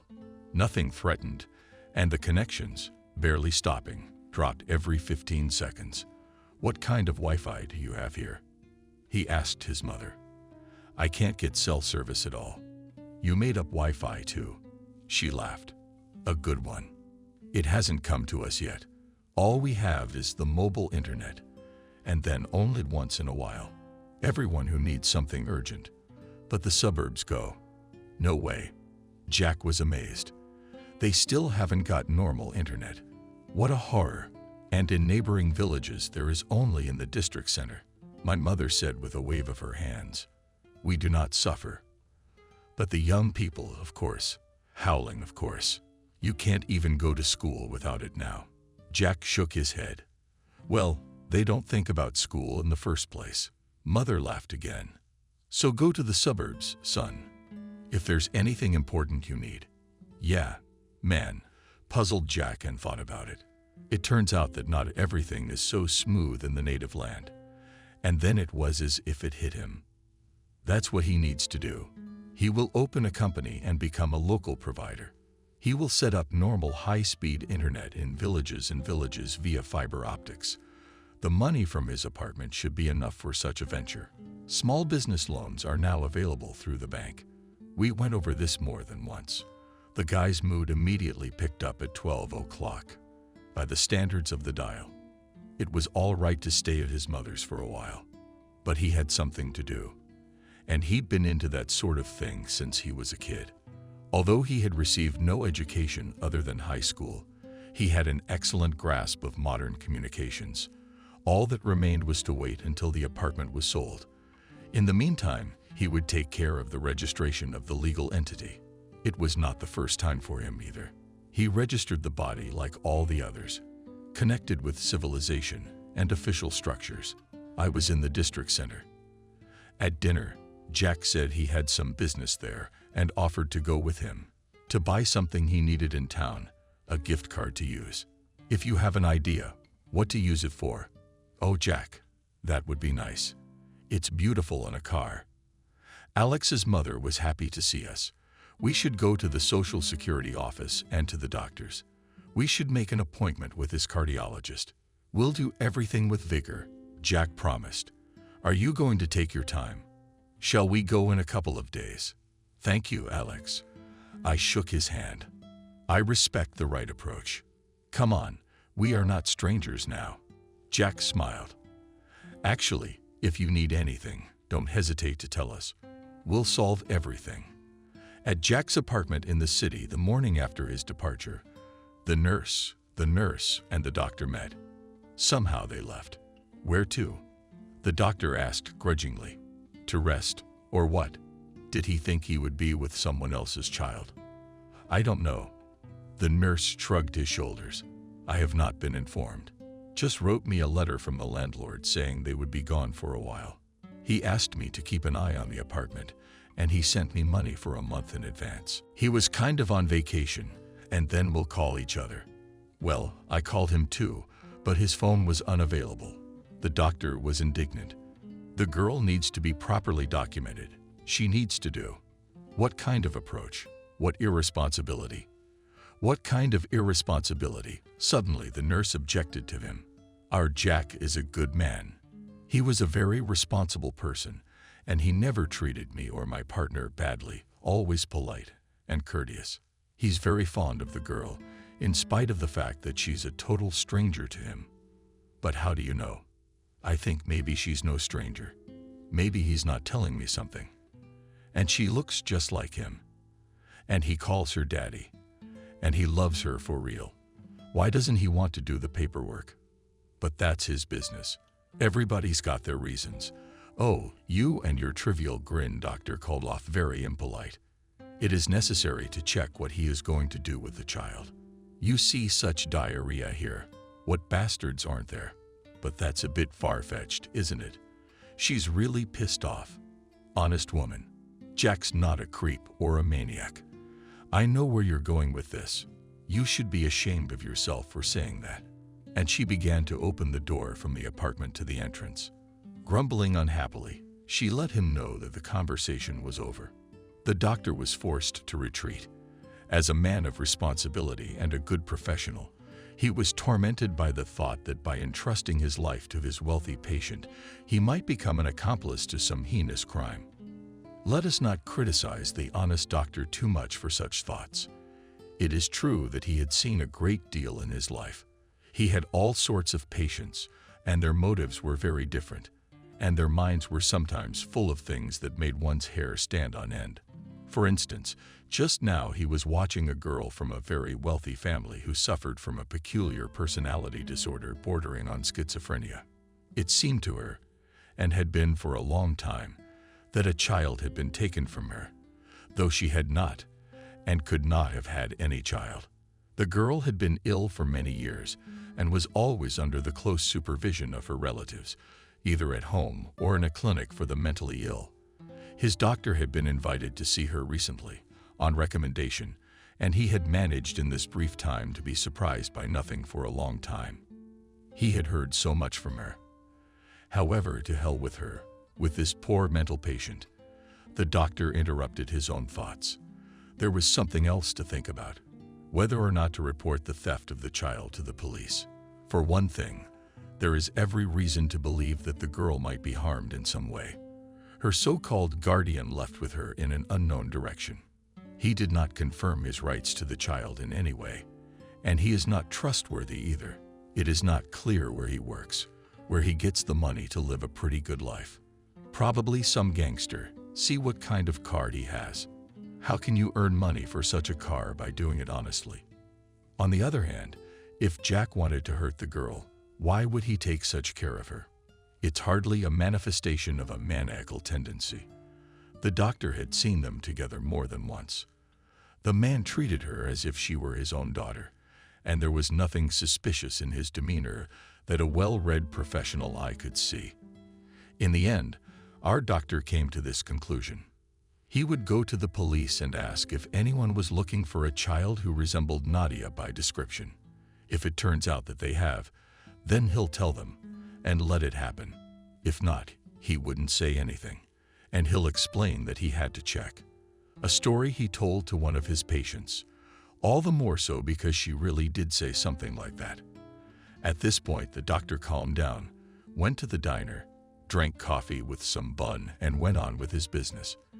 The trip to the district center took place a few days later. My mother had to collect orders from neighbors who knew about such an event, finish some urgent household chores, find the necessary documents for the Social Security Department, and make a referral to the district doctor, who comes to the village only twice a week. And Alex was passionately choosing the new gas boiler. Every now and then, seeking advice from a colleague of two, they opted for a couple of highway models, and the guy promised all help from his side to install it on the spot. That would be great, rubbed his hands with a satisfied Alex. Because our old speaker is dying to be installed. It can hardly be bent. And then we will be saved only by the stove. We won't see any hot water at all. Yes, it's a good thing. Jack agreed. We'll take it and see how it works. The manufacturer gives you a 2-year warranty. All you have to do is fill out the warranty card. We left early in the morning and did not return until about 9 o'clock, while we were running around the cops. But we did so much useful work, all that was planned and even more. And presents were brought to all relatives and neighbors, and we bought everything on the list for my sister Jack on the way back to their place in the village. We unloaded boxes of purchases from the trunk and took for the day, which remained at my aunt's. While Daddy and Grandma and the new grandfather were out running errands, they all played so well together. Cindy smiled. Just like you and I did when we were kids, Jack turned the whole house upside down. And your cat caught a big rat. He's a rat catcher, you know. Now the whole village wants to invite him to stay with them. A rat catcher. Very rare. We must get kittens from him. But I don't think that will be the end of it. Smirked Jack, settles fat. Long gone on the home matches fluff in the carryover coup. Come on, buddy, you're about to become a star here. Daddy, I was so much fun. Molly reported happily, hugging Jack by the neck. I have 2 brothers now. That's right. Oh, you are my joy. Jack kissed the girl tenderly on her velvet cheek. Well, let's go home. Not home, protested the girl, stretched out. And to grandmother's. I want to stay at Grandma's, so at Grandma's we are home. Jack stroked her head. This is our home too. Yes, the girl nodded. Another home is so much better. Through the mouths of babes, as they say. Alex began important, and all present laughed amicably. The registration of the new company was over in a week, and it was necessary to go to get the appropriate documents. In the meantime, the apartment was not sold, and there was no money to buy everything they needed. They had to do something. Jack enthusiastically began to work on the household chores. Here to tinker, there to repair. His hands remembered various small things. He'd been taught by his father as a boy. I see your son's come into his own after all. He's just like his father now, Adrina said approvingly. The neighbor came over for a chat. They both sat down to tea and looked out the kitchen window, looking out the next yard into the courtyard. Jack had spent the second hour straightening out a big pile of old days, destroying them on an even trail. Thank you, Evelyn happily responded Adrina. I'm not happy myself. So many years of disappearing. And now here we are. It's unexpected and so nice. Even more unpleasant, agreed Evelyn. The children are our continuation. Can he stay here forever now? I don't know. He hasn't said anything yet. Adrina shrugged shakily. We haven't asked Alex. And you ask, the neighbor advised. Still you, the mother, should know what the son's intentions. I see he's a serious guy. I guess he didn't like the crooked road. I didn't have to ask. That same day at dinner, Jack told them himself, excited that the apartment was finally for sale and at a good price. He, when he found out, sat down and figured it out that there was enough money. He would not have to take out a loan. Of course, he would still have to see how the business would go and hire workers. But there are resources for the first time. We'll have to stay with you for a while. A little worried. He asked his mother and stepfather. Is that so, Jack? The woman gave a wave of her hands. It's your family home that your father left you. Of course, you and Molly must live here. Where else would you live? What kind of talk? Jack, what is it really? Alex said. I'm sorry, I was a bit upset at first. I was looking at you myself. You know, what rumors were rumored here. But now I see you're a decent guy. So you decided to do business the right way. It'll do people good. Anyway, I approve. I just need to find an office, Jack said thoughtfully. When the family explanations and other manifestations of joy on such an occasion were over, I think I'll go to Nick. I'll ask him for a room in the office for the first time. There's nowhere else. No matter how you look at it, there is no other administrative building in our village. Don't mess with this scoundrel, for God's sake. Suddenly, Alex got more serious. No good will come of it. What's the matter? Jack frowned. Why do you call them that? What else to call him? When he robbed the whole village angrily, answered the stepfather. What do you mean, robbed? Jack was surprised. What kind of a story is that? Tell it to Alex, and he did. He didn't want to drag it out. According to his words, confirmed immediately by his mother, the story was as follows. About 8 years ago, when Nick became the new chairman of the joint stock company, it was still a collective farm, because it was more familiar that way. It divided large farmland into equal shares of 40 to 60 hectares for each of the former collective farm's employees. You see, it turned out that the law requires it, to allocate everyone a department, but the villagers were glad that overnight everyone became a real landowner. They were handed out papers where it was all specified how much was due to whom, depending on the length of service. Alex, for example, got a plot of land in a good place near the forest of 60 hectares. To Jack's mother, you are even more for yourself and for the deceased husband, a total of 120. The villagers began to make far-reaching plans. Who was going to sell? Were going to sell their hectares, especially since there were those who wanted to buy also for good money. Those who are younger or children helped a lot. They were going to establish their farms. But all these plans went to hell. The new chairman gave out plots and invented at once any fees, and the necessary documents were drawn up, allegedly the decision of the general meeting. And what kind of meeting has never invited anyone to any meeting? And here it all turned out to be legitimate, and began to villagers' papers, official paperwork to come by mail with stamps, all as they should, like pay fees in such and such an amount to such and such a date. And where did the money come from? On these dues went there is discontent complaints. And the answer is one, there is a decision of the general meeting. Either pay, or if you cannot, sell your allotment, and not to the side. No, it's a very clever arrangement. You can't go wrong. How was it possible to sell? Only to the collective farm again, the joint stock company, or whatever the hell it was. Well, what to do? So they slowly began to sell for a penny, to be honest, at the cadastral value. One sold, the second sold after him, the third one started to follow. Soon most of the village sold back their hectares, and the actual owner was the chairman of the board. They made up some fake papers. He created another company and bought all these shares for cheap. And the rest, who had not yet sold, he forced them to sell to him through the courts. The bastard. It's like he's the biggest owner now. He's the only one who gets the rest. You can sell. That's how Alex finished his story and sighed irritably. In short, he was mad for good. Only the chairman. Who is he after that? If he is the last rascal. He is, Jack said thoughtfully, and frowned. It's not a pretty story. We should discuss all this with a good lawyer. Do you still have the documents of sale and the old ones, when the plots were allocated at least a copy? Is there anything left? My mother shrugged her shoulders indifferently. There are in a box. Do you want to see?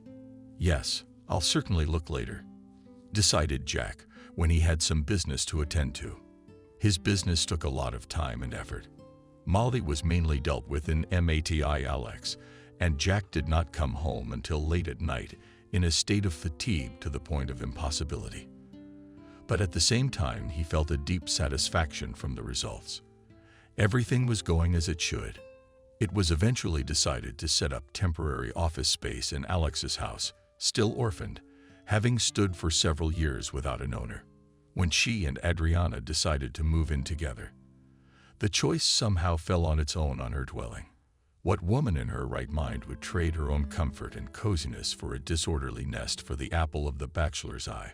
Such a bachelor was Alex, a retired school labor teacher. Alex, as everyone called him without exception. But Adrina overcame tradition and began to call him by his warm and affectionate name, Alex, thus showing that this man is now tamed at home, taken to the household, and generally her own. She did. This, of course, unknowingly, but it all became clear to everyone. And happy is still a woman's toy. Some teasing and conversation starters. One nosy neighbor picked up two men. They never left their home village. And both of them are very nice. And on your share. Good man, Maria. As if she did not notice the irony, Adrina answered the lonely neighbor. And if you need help, just say so. Alex will come and do everything. Aren't you afraid that in front of you there is a loud burst of laughter? My neighbor's a good-looking guy. No, I'm not afraid. She looked calmly into her eyes and answered Adrina. See you soon. She walked down the street, as she was going to do, to the only store in Chaplin. That's how she and Alexei had been living together all these years, without regard for the taunts and caustic remarks of some of the villagers, and now they were fine. My son is back, a support and protection of hope and joy, and his granddaughter brought her with him. Oh, how Adrina loved her with all her heart. She took her in her arms for the first time. The little puny little creature is almost weightless. She really is happy, and there's nothing to deny and anger fate. You, Jack, don't be shy. Set up in my hut. How do you want it? Alex admonished the boy. When did they decide that the company office would be there for the time being? Jack was grateful for the opportunity, and the first thing he did was to tear down the old unsightly fence on the outside. The workers fixed it a little, patched up the roof, painted and tidied it up. It looked quite decent. And inside, of course, had to make repairs close to the modern style. We planted bushes around the perimeter instead of the fence. Something like a hedge inside a public recreation area, benches, flower beds, and even a playground. An unprecedented thing in the village. Jack wanted people to see beauty when they came to him. They knew they were welcome and could provide cultural activities for themselves and their children. In addition, he had the idea to create here in the office of the Internet Club, following the example of the city Anticafe, who did not have their own computer at home. And in the village and surrounding villages, not everyone could afford such a thing. People would come here, get a workplace with internet access for a small fee, and please, work and learn to have fun. Mostly, of course, young people started to come. They watched and downloaded movies and played games. Where else could they do it?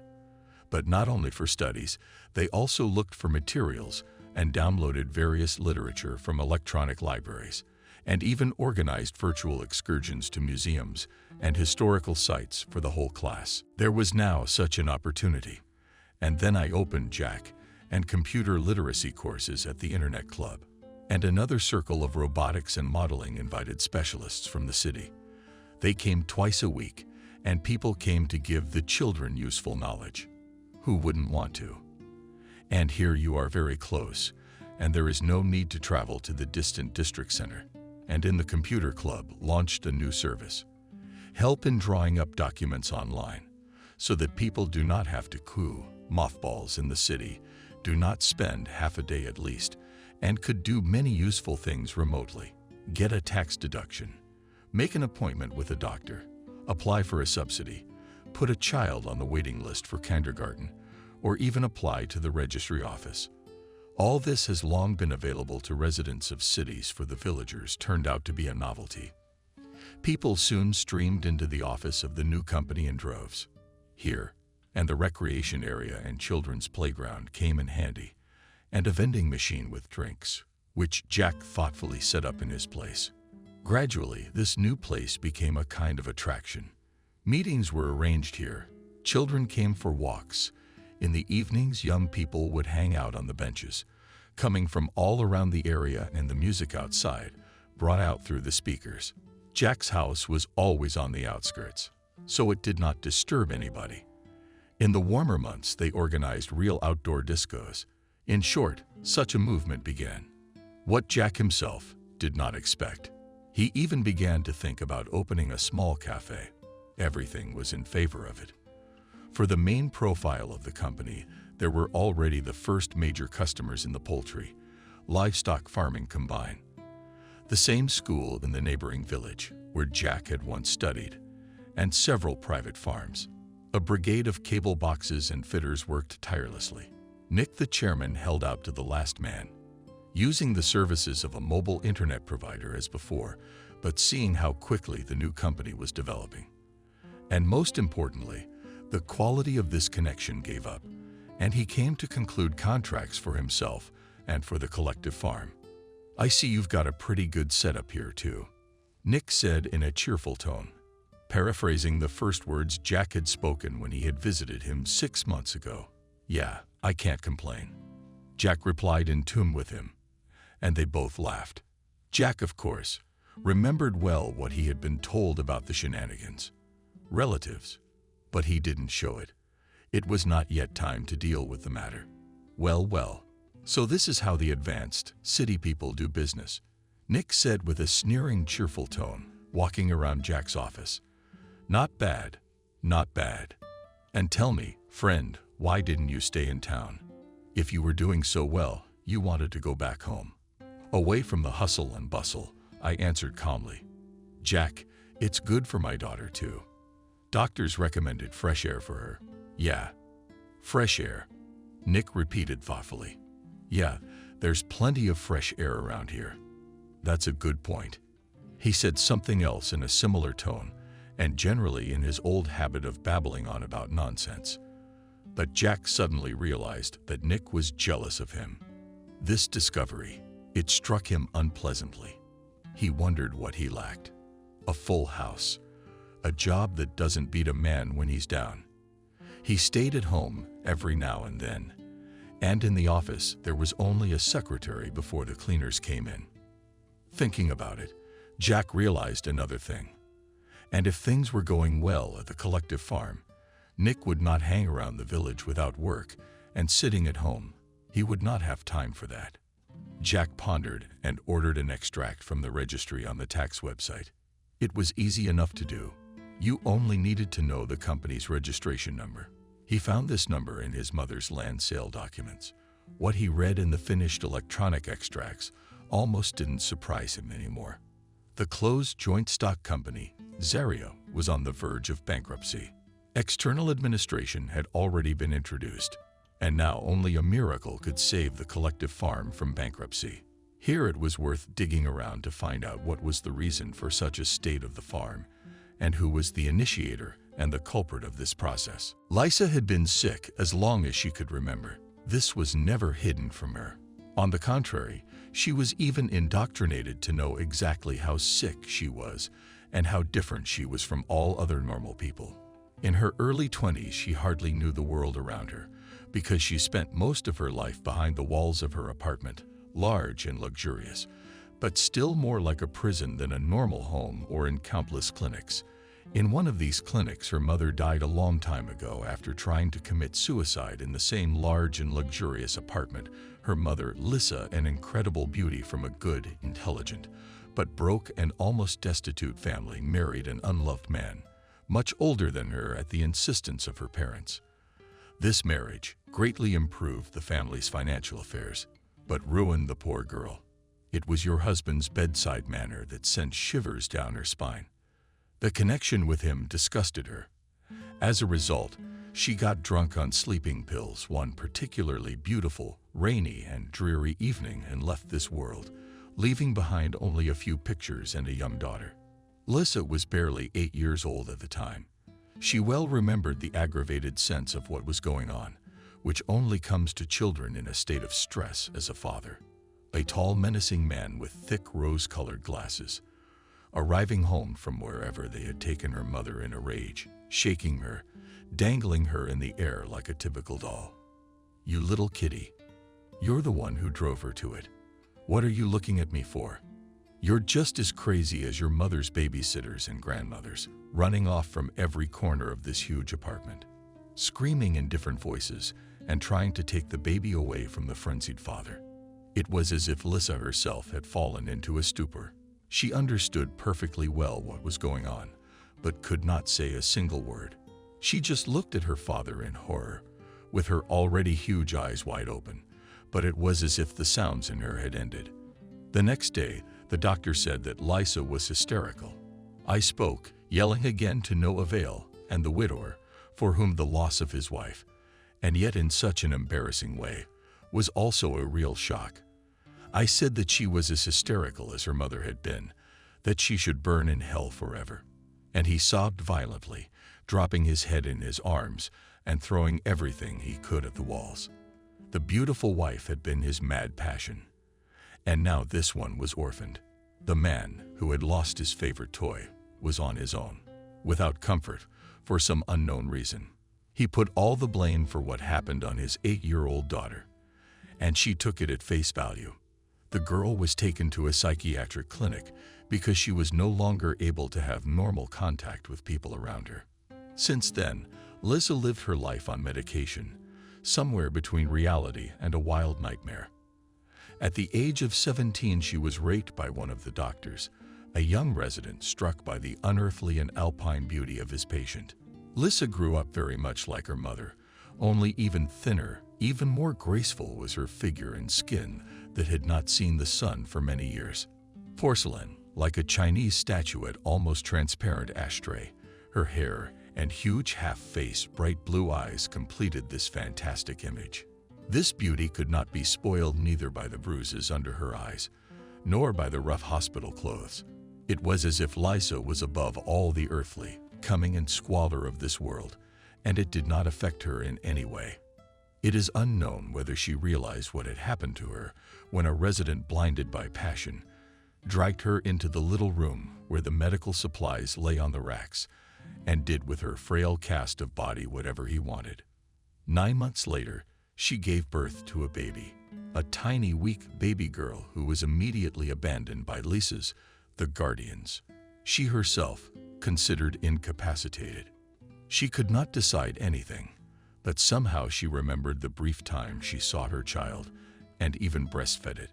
Several times she was brought to feed the girl until she was placed in an orphanage. Where's my girl? Where is she? Why was she taken from me? From then on, the poor woman complained to every doctor and nurse she saw. Sometimes they even took her home. Uncles and aunts. Lissa's father died long ago, outliving his wife by only a couple of years. He shot himself with his service weapon. Now her guardian was an uncle, her father's brother. He and his wife now lived in a large, luxurious apartment and took care of the only heiress of her wealthy father. According to the will drawn up by her father, Lisa was to receive the entire estate under two conditions. She had to be 21 years old and in good health, and her state of health had to be confirmed by two independent doctors. In the event that she could not, for whatever reason, inherit all movable and immovable property, wherever located and in whatever form it consisted, went to the hospital for the mentally ill, where Lisa had once died on her mother's side. What barbarism! More than once the girl's uncle exclaimed, complaining to his wife. What cynicism! How could the memory of our parents have been so desecrated? If he hadn't thought of his only brother, and the only normal relative, by the way, he would have thought of our honor, the honor of our family. It's a scandal, bequeathing everything to some bad, but expensive. After all, it is possible that the girl will not live to be 21. She's so ill. Then you, as the only heir to your brother, will get all his property, reasoned the wife. How do you not understand? He boils over. That's just it. I won't. This nasty will is designed so that either she or the madhouse can inherit everything. And me, I'm my parents' legitimate son. As much a son as he is. Think about it. I'm the only one who can inherit from her. I mean, if she inherits and then dies, yes, please. The property goes to me as her next of kin. And if he dies before the required age, or cannot accept the inheritance because of illness, I don't get a dime. The madhouse gets it. Oh, Lord, what's in it for me? Screamed the sufferer, and made his hands theatrically to the heavens. Why is fate so unfair to me? Unjust fate, joked to him. And once again, after so many years of effort that he and his wife had made to get Lisa well after such terrible expenses for doctors, medicine, and maintenance of this worthless wench. She also got pregnant and gave birth. What's that supposed to mean? The guardian in the office of the head doctor of the clinic yelled with rage. We trusted you with the most precious thing we have, our baby girl. And one of your employees wanted her, an unheard of, heinous crime. The doctor made as many excuses as he could, but nothing worked. Unfortunately, the unbelievable fact of the patient's pregnancy came to light quite late at such a late stage that it was impossible to get an abortion. In the end, the case was hushed up. The victims were well compensated. Lisa gave birth to a child who, contrary to her guardian's expectations, was born. He survived, even though he was born weak and small. Do you understand what this means? Again exclaimed, clasping his hands and pleasant uncle, turning to his wife. Now this, and he was pointing a thick finger at a small human bundle. This creature is her hair, is it not? Not me at all. Lord, what in heaven's name is going on? My wife was shaking her head. Somehow we must get rid of her. Exactly, to get rid of her, and immediately her husband assented. They signed the necessary papers and the baby. Lisa ended up in a baby house. Some months later, the girl was lucky. She was taken into a foster family, where she was already being brought up in not 8, not 9 similar orphanages, such children. 3.5 years later, the girl was diagnosed with a serious hereditary disease that required an expensive treatment. And the foster parents couldn't think of anything better to do than just throw the unwanted child out. True, before that they wanted to do something more humane and take the girl back to the orphanage. But they were told that all institutions were now full, and they needed to wait a little longer. The parents didn't want to wait for grief. It was uncomfortable. The little girl kept getting her bedclothes dirty. and she was crying loudly and talking quite badly, and it was impossible to understand why she was crying, or just had no time to figure it out. After all, they didn't take children into the family out of love, but for benefits. Not for that penny that the state pays all parents. It was not the allowance that the state pays all parents who are raising children under 3 years old, but the other allowance that we are entitled to.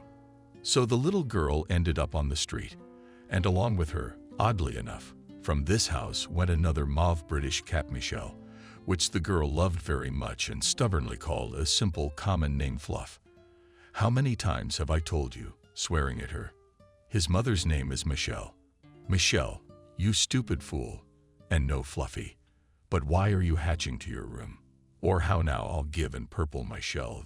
The coo jumped out of the mistress, kicked in the back, and raising a trumpet fluffy tail, stood between her and the girl and hissed he, with his ears like a little tiger.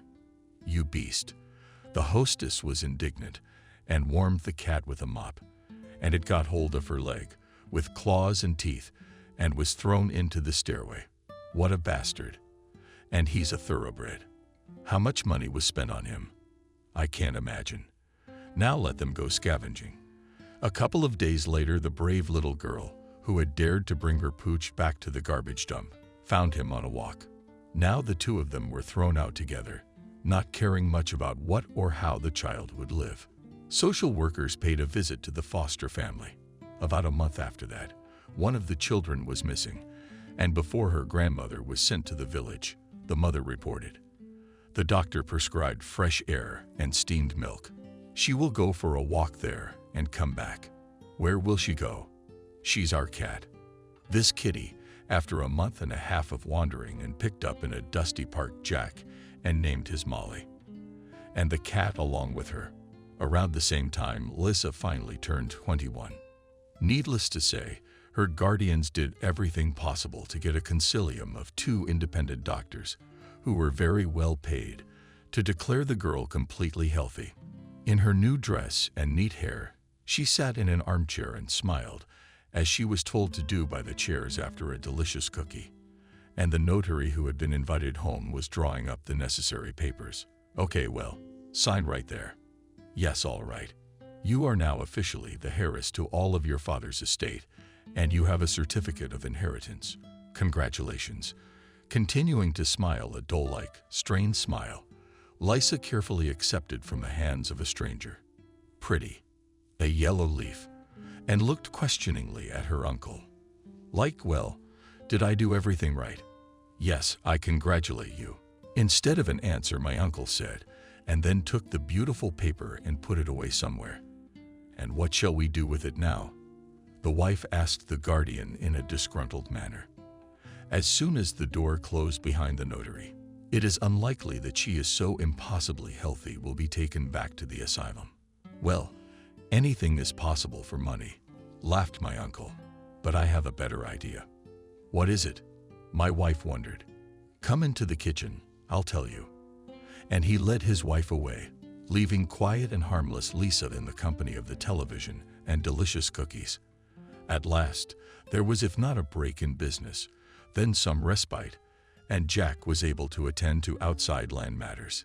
He took the papers, went to town, found a lawyer who had been recommended to him a long time ago, showed the papers.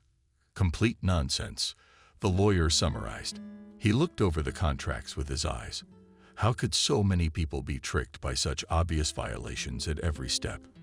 I just cannot believe it. Of course, everywhere buying up land for a trifle, but it's still a trifle for the ordinary people is very tangible. And this is simply robbery. And I think so, agreed Jack. Would you take it upon yourself to expose this swindler? Sure, the lawyer nodded. There's fraud and forgery, and the use of one's official position for personal gain. In short, the bouquet is 10 years old, if not more. Fine, it's a deal, Jack decided, and left it to the attorneys. All the necessary materials stretched long months of investigation. The villagers were pulled out for interrogations one by one and in groups. The collective farm building was sealed. The activity was suspended. Nick, the chairman, was taken in handcuffs to the pretrial detention facility, where he has been safely for about 6 months. From time to time, Jack went to town on his own business and met with the bankruptcy trustee on this land. The parallel bankruptcy process had not been canceled. Creditors were just banging on the door of the administration building and calling the phones. "What are the debts today?" "Assets," Jack would ask the trustee, and they'd have long conversations, poring over papers. When the trial of the former chairman was nearing its end, Jack announced to the family that he had a surprise for everyone. "It concerns everyone in our village in general," he said at the family table. "My father's birthday is coming up. His memorial.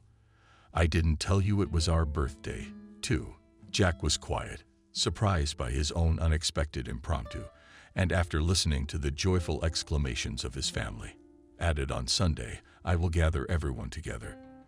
There will be a cafe opening at the club." And that very announcement. Surprise. "Jack, I'm worried," my mother said pitifully. "What kind of surprise?" "Don't worry, Mom." The boy stroked her hand affectionately. "The surprise is good. Everything will be fine." On the planned day, the club could barely accommodate all the people who came.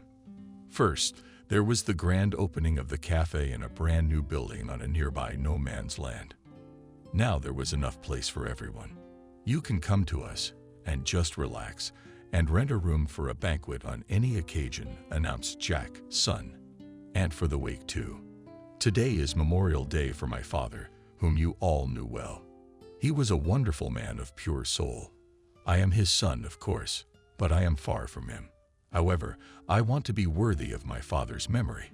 So today I announce to you, dear neighbors, that from this day forward, all of us and I, and every one of you, even you womanizer, we have all become co-owners of a new agricultural production cooperative. It will now replace the old collective farm.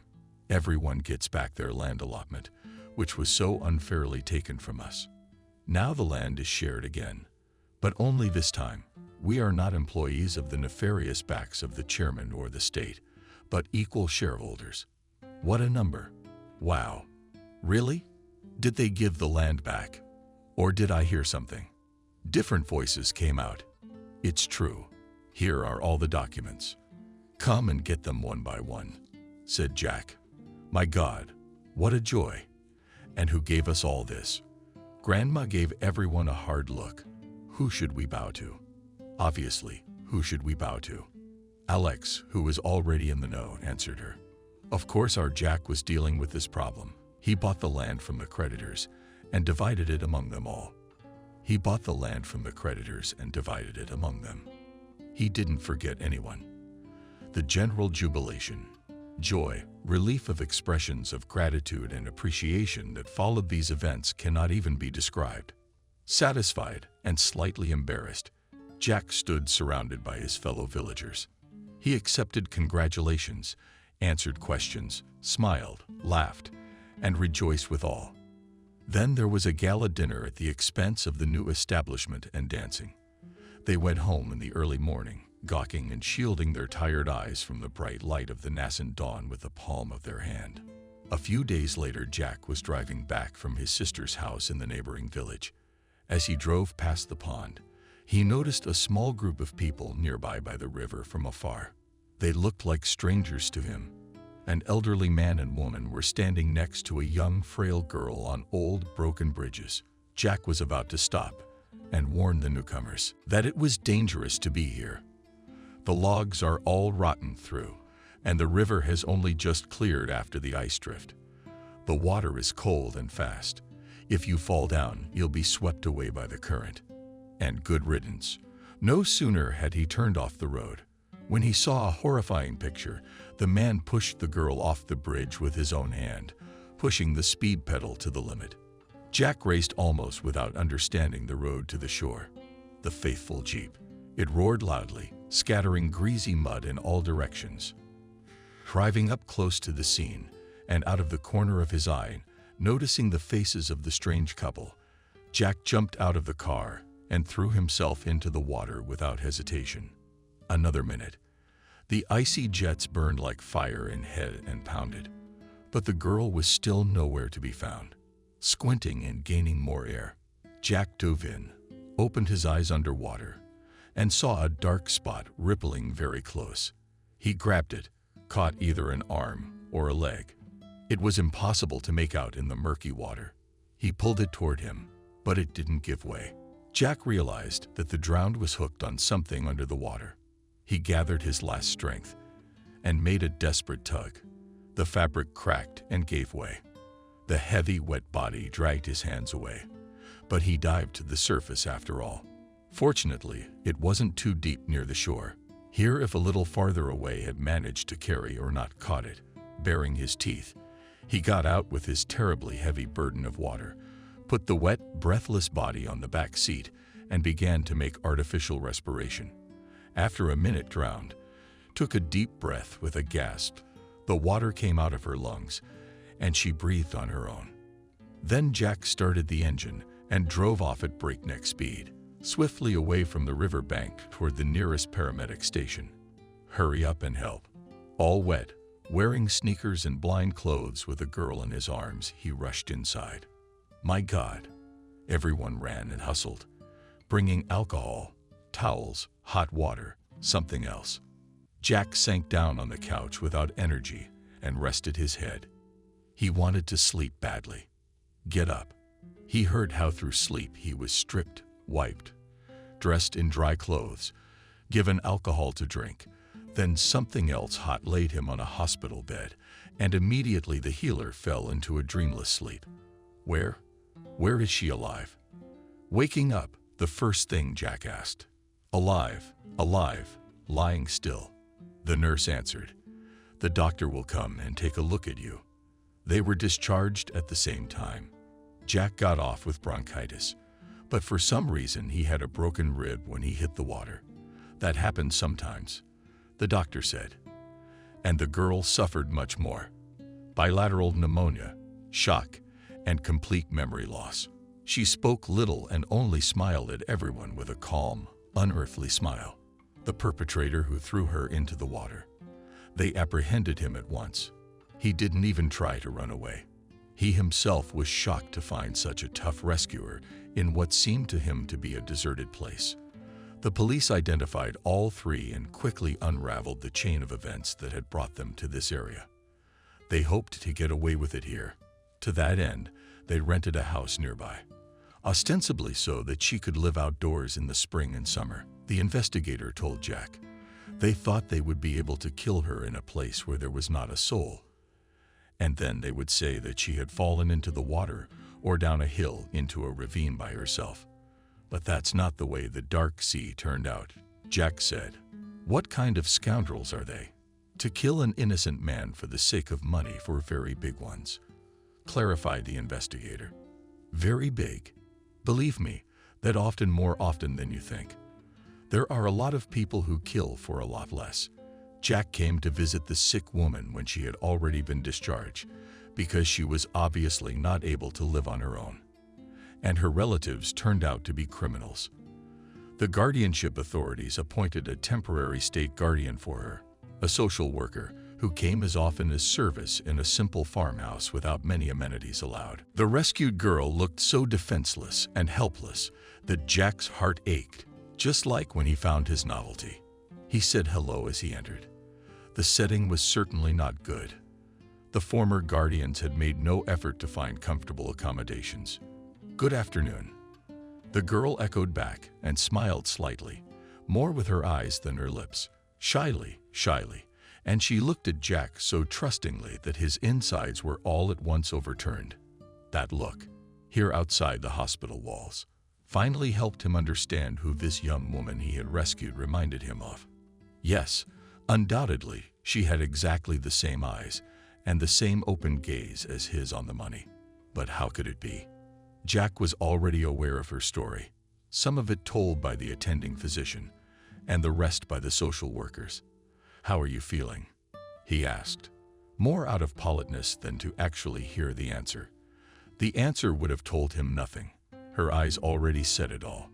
And how lonely and homesick she was, and how scared and shivering at night, all alone in a strange house in a strange part of the world. as if realizing she didn't need an answer. She really didn't answer anything, just looked away and sighed and looked out the window at the fields and crossroads. Only just, looking out with dark knees from under the falling snow blanket. "Pack up.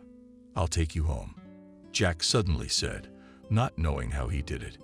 He had no intention of picking her up and had not prepared for this turn of events at all. "Good," she nodded, as if that's all she'd been waiting for, slowly and tentatively, and gated around the house. Put some things in her bag. "Let's go." Trustingly, she asked Jack and held out her hand to him, exactly like a child. First, he brought her back to her home, expected to go to the doctor the next day, then to the child welfare office to talk about everything, and then to take her back to the city. Daddy flew out to meet them, Molly, and stopped. Surprised and unexpected guests. "Who is Daddy?" she asked her father, stepping closer and clinging to his hand, half hiding behind him just in case. "This is Liza. She's staying with us tonight, and tomorrow I'm taking her home." As he said these words, he turned his gaze to the girl. She stood pale and dazed, and gazed at the new-looking girl's face, as if she had suddenly seen a ghost before her. At last, she spoke in a tone that was too calm and detached. "It's a pretty one. I had a little girl too, and then she was taken away." "You had a little girl?" Jack wondered. No one had ever told him about such a fact in his biography.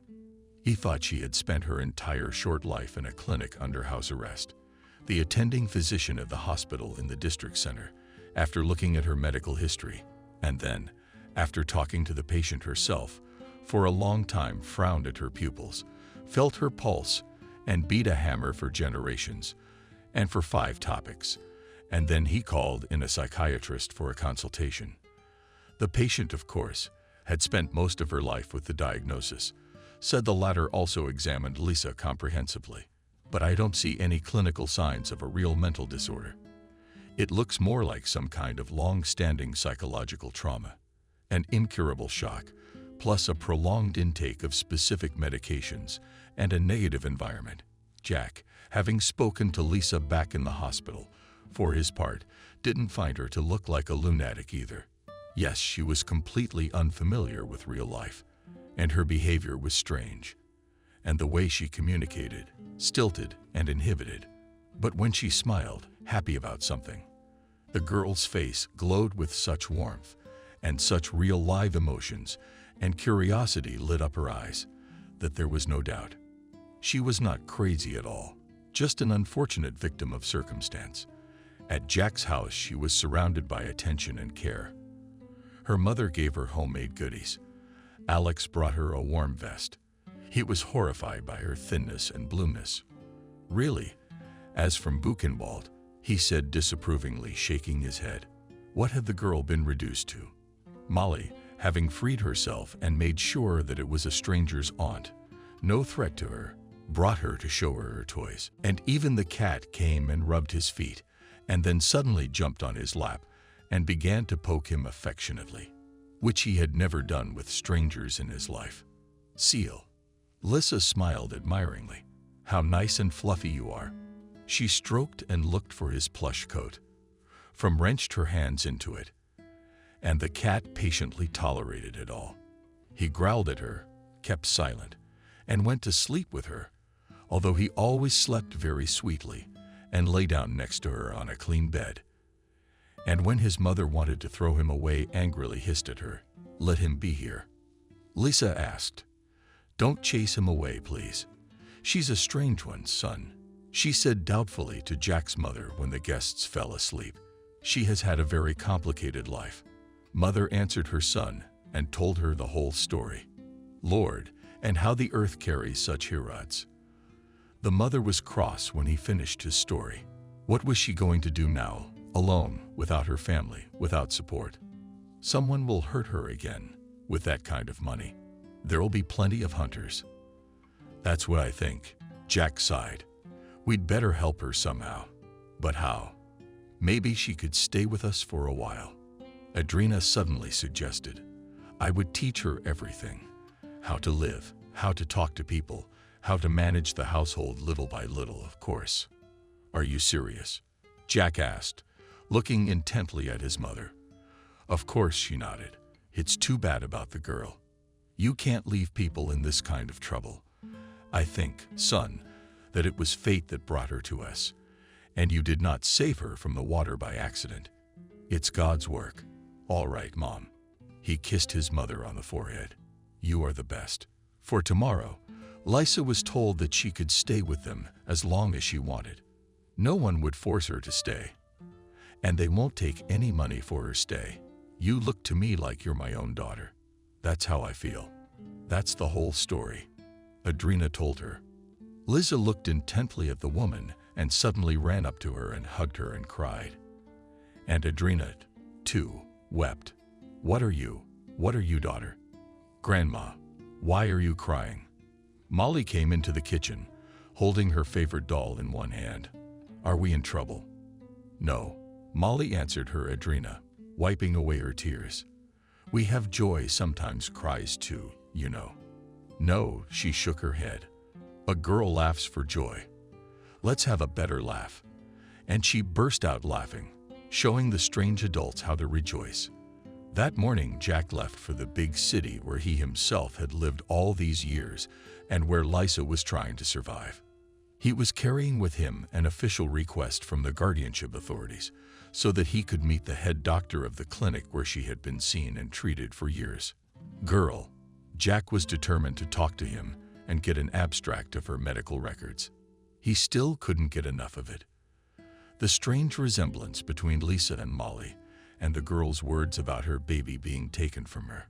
Of course, the head psychiatrist was in no mood to explain anything to an outsider, but he did issue a statement. It couldn't be helped. Such requests had to be answered. Jack rubbed his chin thoughtfully and frowned. It did state in McKee that almost 5 years ago, Lisa had given birth to a baby girl. And then the name of the institution to which she was given afterwards. Already almost certain of his previously vague premonitions, he returned home where he was met by 3 women. An old one, a young one, and a very young one. They were baking apple pie and laughing merrily. We have something to show you, said the mother when she was finished with the dinner and the pie. Look, she took her hands for a day at a time and lifted the hairs on the back of her head and pulled them apart with her fingers. See the large, dark brown, heart-shaped mole flaunting under her long hair. It was Lisa who showed me it was there, my mother told me. She told me her baby had a mole like that. Do you understand anything, Jack? Yes, almost everything now. In turn, he too shared the information he had received with his mother.